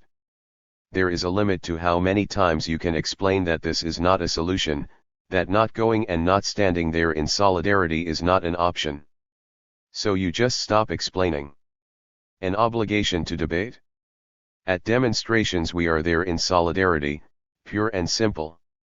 We are there supporting the anti-occupation movement, we do not set the agenda. But what about when we are not in a demonstration or solidarity action in Palestine? When it is not a Friday out in the occupied territories? According to some, we can and therefore should be talking to Israeli society, to our friends and family who may or may not be fighting in the IDF, living in a settlement, or burying their heads in the sand. For instance, when in interrogation, or standing opposite the soldiers or police, these are people we might know, family of friends, or friends of friends. We could stand there and talk to them, ask them questions, sometimes yell at them too, even if they are not allowed to respond. Generally, though, there can be no interaction between us. When we sit in interrogation after an arrest, sometimes the investigator will try a new friendly tactic, telling you the questioning is over and that he just wants to know why you are doing this. I, like others, tell them the same thing. You want to know? Then let's go out for a coffee or beer, but while we are in this position of you the interrogator and me the one under investigation, I reserve the right to remain silent. Do we have a responsibility or obligation as conscientious Israelis to talk to, convince, and debate with Israeli society? In many ways we are privileged to be Jewish and mainly middle class, and as much as we may be averse to admitting it, we speak the same language and have a similar culture to our non-aligned friends and family. Some feel that we should be talking to other Israelis as much as possible, as long as we have not been killed or totally silenced. They can listen to us. We speak the same language, dress similarly, and have grown up together. Yet the majority of those I spoke to give similar answers. First, there is little faith that Israeli society will ever change its discourse, which is based on fear and propaganda, especially in view of the government's increasingly right-wing and religious policies. Second, there are the mental and emotional limitations we have in dealing with the harsh and difficult reactions we often receive. We each have and set our own boundaries, and some do not feel the need for, nor are they capable of, putting themselves through the experience of an emotionally charged debate. And then there was also an answer given by one activist, but an answer that I share and believe many of us will identify with. Yoni told me that one day at a particularly violent demonstration, a couple of Palestinian activists approached him and asked why he was there rather than talking to people in Tel Aviv about what is going on. Yoni told me that being considered an extremist has made it harder to engage. He felt he was most effective at the beginning of his journey, when he and his friends spoke the same language, and they could better identify with him. I had a similar experience as I was walking back to the van from one of my first demonstrations in the West Bank. A local Palestinian farmer stopped me and bluntly asked what I was doing there.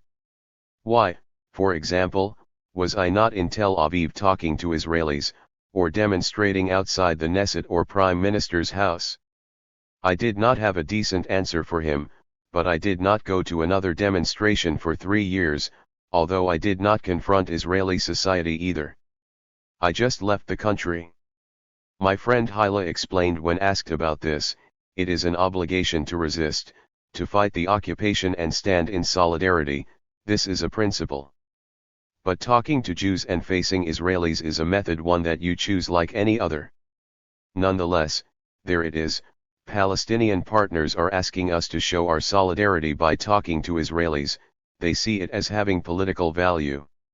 If our understanding is that this is their struggle, that we are supporting it, then it is important that we as Israeli activists address the questions raised by our Palestinian partners, and perhaps heed this call. Ultimately, each one of us does what we can, to our own and best ability. It is understandable when you have been isolated from the majority of society, and when every debate turns into an emotionally exhausting and highly charged argument, that people do give up. Realizations and conclusions. It is clear that this is a difficult issue and an ambitious subject to tackle. This piece is not based on academic studies or books I have read. It is about people's experience, in a small attempt to hash out some picture of our lives here. Our environment, our relationships, and the discourses we use are dynamic. As time passes, I have become more confident in my opinions and the role that I have in the world, especially here in Palestine/Israel. The confidence and calm assurance that I am fighting the good fight means that I can use compassion and not just passion, empathy and not anger, when talking to my friends and family. This is the approach I will try to use in my intimate relationships. The facts and experiences do not change, it is only how I relate them to others that is being refined and developed.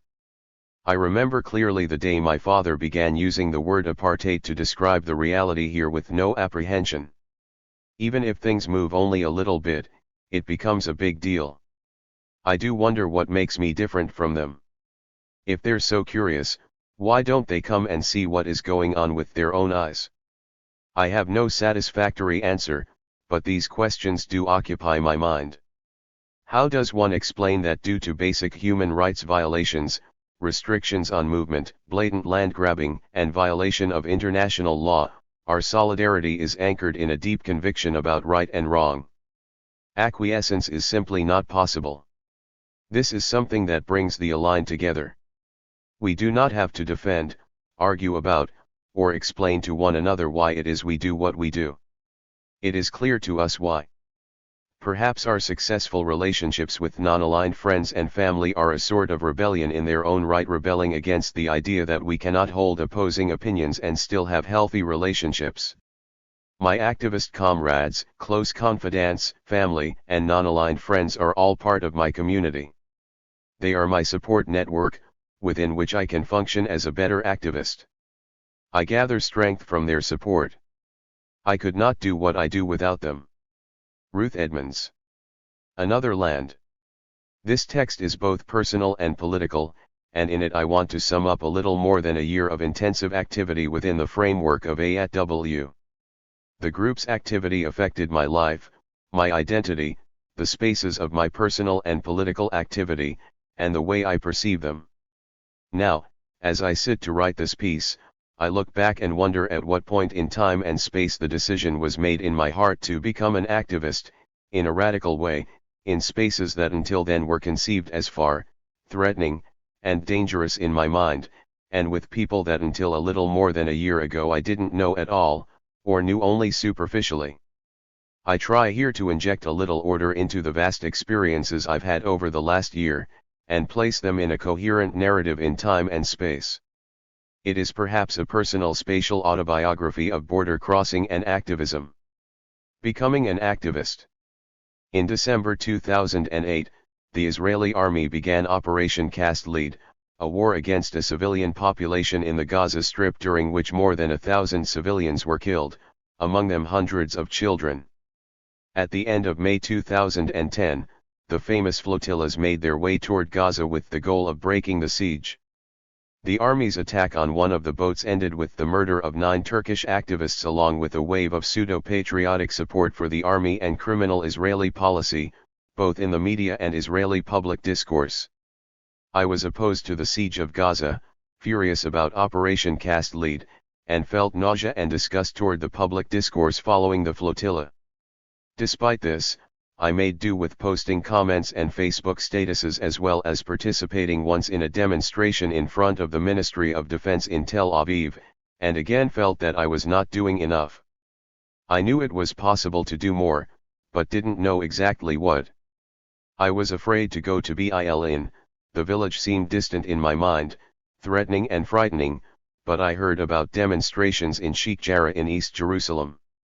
At that time, the protests in Sheikh Jarrah had been going on for about a year in opposition to evictions of Palestinian residents from their houses. I decided to go there with a friend one Friday afternoon at the beginning of 2011.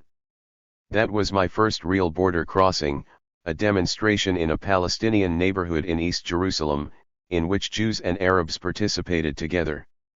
We stood there, on the side of the road crossing Sheikh Jarrah, holding signs and repeating slogans that another demonstrator yelled loudly through a megaphone in Hebrew and Arabic, from Sheikh Jarrah to Bil'in, free, free Palestine, police and border police get out of Sheikh Jarrah now, and others.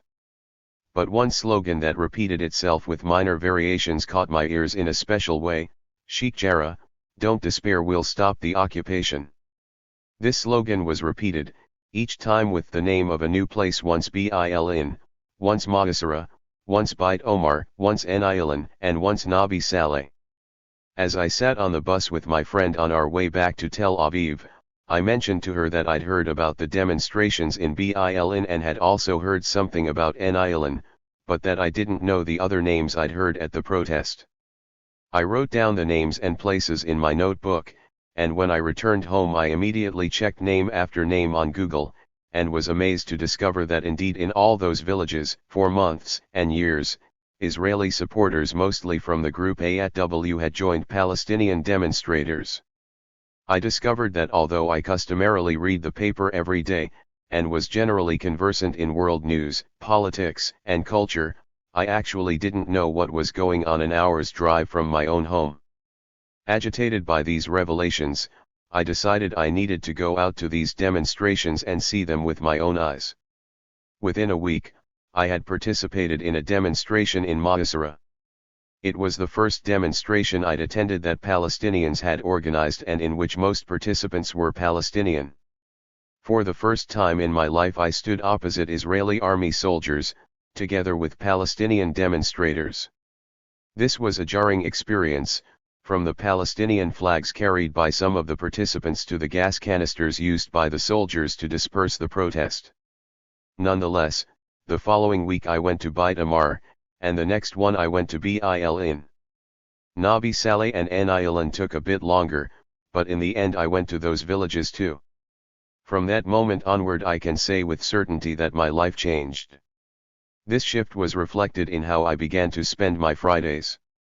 I stopped passing them by relaxing in Tel Aviv with friends at home or in cafes, as I'd done prior to this point, and started spending Fridays at West Bank demonstrations, every week at a different village. The change was not just a spatial geographic one, it was also social and cultural. It had to do with the people who I traveled to the demonstrations with, the Palestinians I met in the occupied villages, and my exposure to these Palestinians' culture and language. The change was also and mainly one of consciousness. I felt as though I had crossed a border that wasn't just physical or socio-cultural but also one of consciousness and understanding, leaving behind a large part of my previous life. One of the immediate insights from this drastic transformation was the understanding that something big had existed for some time and at a short distance from Tel Aviv, without my knowing it. This caused me many pangs of conscience, not to mention feelings of guilt and shame. I understood that I was not the first to feel this way. It was in itself a border crossing, a symbolic border that separated good from bad, forbidden from allowed, enemy from ally. Physical places I'd considered dangerous quickly became spaces within which I felt great comfort. People who for years I perceived as threatening now became partners and allies, whose villages and homes I visited on a weekly basis. Uri Davis describes it well in his political autobiography Crossing the Border when he discusses the minute he recognized Palestinians as allies and not as enemies. The shock of the experience in this insight was, in my mind, like a bolt of lightning or an explosion of a grenade in my head. And from this insight a conclusion sprouted that couldn't be escaped, unambiguous in its validity, forcing in its logic: the border must be crossed in practice. Ram here when one and only action is right, to move my body to where my conscience is. I also felt that the border must be crossed in practice, physically, socially, and consciously, and that the demonstrations were the main way for me to move my body to where my conscience was. As I discovered in Nabi Saleh, the body would be one of the main spaces in which I felt the price and difficulty of this action. Body and identification. The protests in the village Nabi Saleh, about 12 kilometers west of Ramallah, began about 2 years ago when youths from the nearby settlement of Halamish expropriated a spring on the village's land. Long after I started going to demonstrations in the occupied territories, I still avoided going to protests in Nabi Saleh. My friends explained that the situation in Nabi Saleh was not easy, the demonstrations were extremely violent, the risk of arrest was high, and in general it's preferable to gain experience in other places before going to Nabi Saleh. On a wintry Friday, cold and rainy, I finally decided I had enough experience and joined a handful of committed activists headed there. We left the car in the nearby village of Beit Rima, because the army used to close as well as surround all the entrances to Nabi Saleh every Friday with the goal of preventing supporters and demonstrators from joining the protests.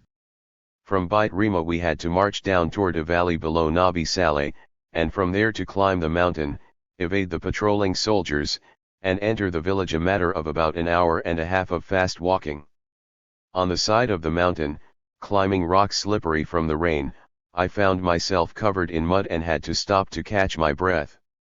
It was clear that it was, at the very least, physically demanding to join a demonstration in Nabi Saleh. When we reached the village and the demonstration started, it became clear that the mountain was only the beginning. The demonstration began with a march from the center of the small village on the humble main road that leads downward toward the access road to the village. We didn't get to walk more than a few dozen meters before a huge barrage of tear gas canisters started falling out of the sky in our direction. We were choking from the gas while also trying to protect our heads and bodies. After a few minutes, we returned to the road and continued marching toward the junction at the entrance to the village, where we were met with another barrage of gas, accompanied by shots of rubber-coated metal bullets.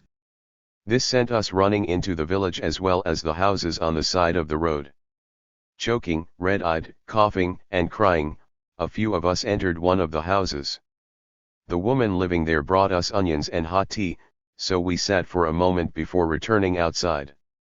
It wasn't my first visit to a Palestinian home, but it was certainly the first time in which I burst into a house whose owners I didn't know.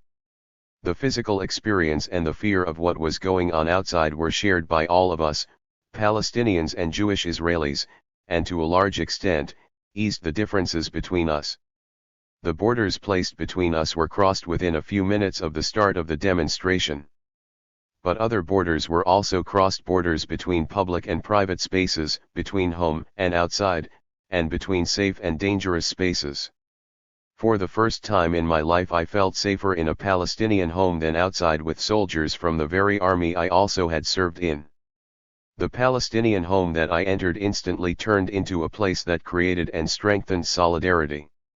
I realized later on that day that tear gas and physical effort were not the only bodily demands of this kind of activism. Later on that same day, a tear gas canister shot by the Israeli army injured one of the village's children. The young boy was quickly taken to a courtyard, and a few trained people treated him until an ambulance came to evacuate him to the hospital. The scene of the child crying in pain, unable to run away in time and escape this severe injury, wouldn't leave me. At once I understood deeply what I already knew before: every minute of these demonstrations comes with a real, tangible danger of bodily injury or even death. In an instant, the space became dangerous, but beyond the danger it was also a space of opportunity to meet and get to know people, and share similar experiences, solidarity, and identification with them. Alongside this were issues that remained hidden and were not discussed, such as gender and sexuality. The aspects of gender and sexuality in West Bank demonstrations are complicated and problematic. In Nabi Saleh, in contrast to most other Palestinian villages, many women not only participate but also are to a great extent the leaders of the demonstrations and the dominant power within them. As a male, I never encountered discomfort stemming from gender at demonstrations, but I certainly had suspicions related to my sexuality and the fact that I identify myself as a gay queer. I occasionally contemplated at the start of my activities whether to remove the rainbow pin attached rather prominently to my backpack. In the end I didn't, though I never spoke about or clearly exposed my sexuality in Palestinian villages either. This question of identity remained, and apparently will remain, both present and hidden. That said, despite my fears I never encountered an expression of any kind of homophobia or hostility with regard to my sexual orientation. Enjoyment in activism. If this text was intended, as I mentioned at the start, to be a personal spatial autobiography of a year of activism, I also have to note some spaces that are not activist in the accepted meaning of the word, meaning not involved in demonstrations and protests and do not include tear gas or anything life-endangering. I met S., a young Palestinian guy from Ramallah, at one of my first demonstrations in Bil'in. We met at a training given by one of the experienced demonstrators beforehand, and became friends thereafter. We met a few more times in Bil'in, and every time, S invited me to come visit his home in Ramallah. I had doubts, mostly because I was afraid of traveling to Ramallah. Despite the physical and mental borders I had already crossed, and despite the fact that social borders were part of this, I was still hesitant to accept the invitation. But indeed I met S on a Friday afternoon in Bil'in, and right after the demonstration traveled with him and another friend to Ramallah. S took us on a tour of the city, a tour I didn't think was possible to complete, since Ramallah is in what's called Area A and entry to Israeli Jews is prohibited by law. We visited the Makatayeh and Yasser Arafat's grave, and then sat to eat dinner in a local restaurant's enchanting garden. On our way from the restaurant to a short rest at SS home, we stopped at the highest point in the city from which, as S said, on a clear day you can see Tel Aviv. How near and yet how far. In the evening we went out to two popular bars, drank table beer, and had fun. The next day we traveled the winding way to Tel Aviv. Seemingly there is nothing special about a weekend with friends in a city that is an hour and a half drive from home, but in fact there is much more to it. If not for the changes in my life that began with joining the demonstrations and activism, it is reasonable to assume that I wouldn't have found myself spending a weekend in a city that it is illegal for me to enter, together with Palestinian friends, in places that are culturally distant from the places I frequented prior to this time. The ride to Ramallah also constituted a border crossing, a physical border, a cultural and social border, and one of consciousness. I hope that more Israelis get the opportunity to visit there. Only good can come of an acquaintance with the people who live in the place from which on a clear day you can see Tel Aviv. Chen Miskov. Translated by Rona Even. Credits for anarchist interventions. Yuri Gordon. Yuri is an Israeli activist, teacher, and writer. He has been active with the Negev Coexistence Forum for Civil Equality, and in global networks including Indie Media and People's Global Action. He teaches politics at Loughborough University in the United Kingdom, and is the author of The Anarchy Alive: Anti-Authoritarian Politics from Practice to Theory, as well as numerous articles on the theory and practice of contemporary anarchism. His work has been translated into 10 languages. Ohal Grietze. Ohal is a visual artist and composer, currently residing in New York. She is a graduate of Goldsmiths, University of London, where she researched the use of irony in politics and obtained a master's degree in anthropology. She has been an activist with Anarchists Against the Wall and Boycott, supporting the Palestinian BDS Call from Within. Institute for Anarchist Studies. The IAS, a non-profit foundation established in 1996, aims to support the development of anarchism by creating spaces for independent, politically engaged scholarship that explores social domination and reconstructive visions of a free society.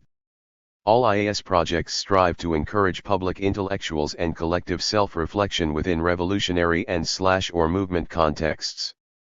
To this end, the IAS awards grants twice a year to radical writers and translators worldwide, and has funded some 90 projects over the years by authors from numerous countries, including Argentina, Lebanon, Canada, Chile, Ireland, Nigeria, Germany, South Africa, and the United States. It also publishes the online and print journal Perspectives on Anarchist Theory, as well as the New Lexicon pamphlet series, organizes the Renewing the Anarchist Tradition Conference and Anarchist Theory Tracks, offers the mutual aid speakers list, and collaborates on this book series, among other projects. The IAS is part of a larger movement seeking to create a non-hierarchical society. It is internally democratic and works in solidarity with people around the globe who share its values. The IAS is completely supported by donations from anarchists and other anti-authoritarians like you and/or their projects, with any contributions exclusively funding grants and IAS operating expenses. For more information or to contribute to the work of the IAS, see http://www.anarchiststudies.org. Anarchist Intervention Series. Anarchism and Its Aspirations, by Cindy Milstein. Oppose and Propose. Lessons from the Movement for a New Society, by Andrew Cornell. Decolonizing Anarchism, An Anti-Authoritarian History of Indians' Liberation Struggle, by Maya Ramnath. Imperiled Life, Revolution Against Climate Catastrophe, by Javier Cethnis Castro. Anarchists Against the Wall, Direct Action and Solidarity with the Palestinian Popular Struggle, edited by Yuri Gordon and Ohal Grietze. Undoing Border Imperialism, by Harsha Valia. Self and Determination, by Joshua Stevens.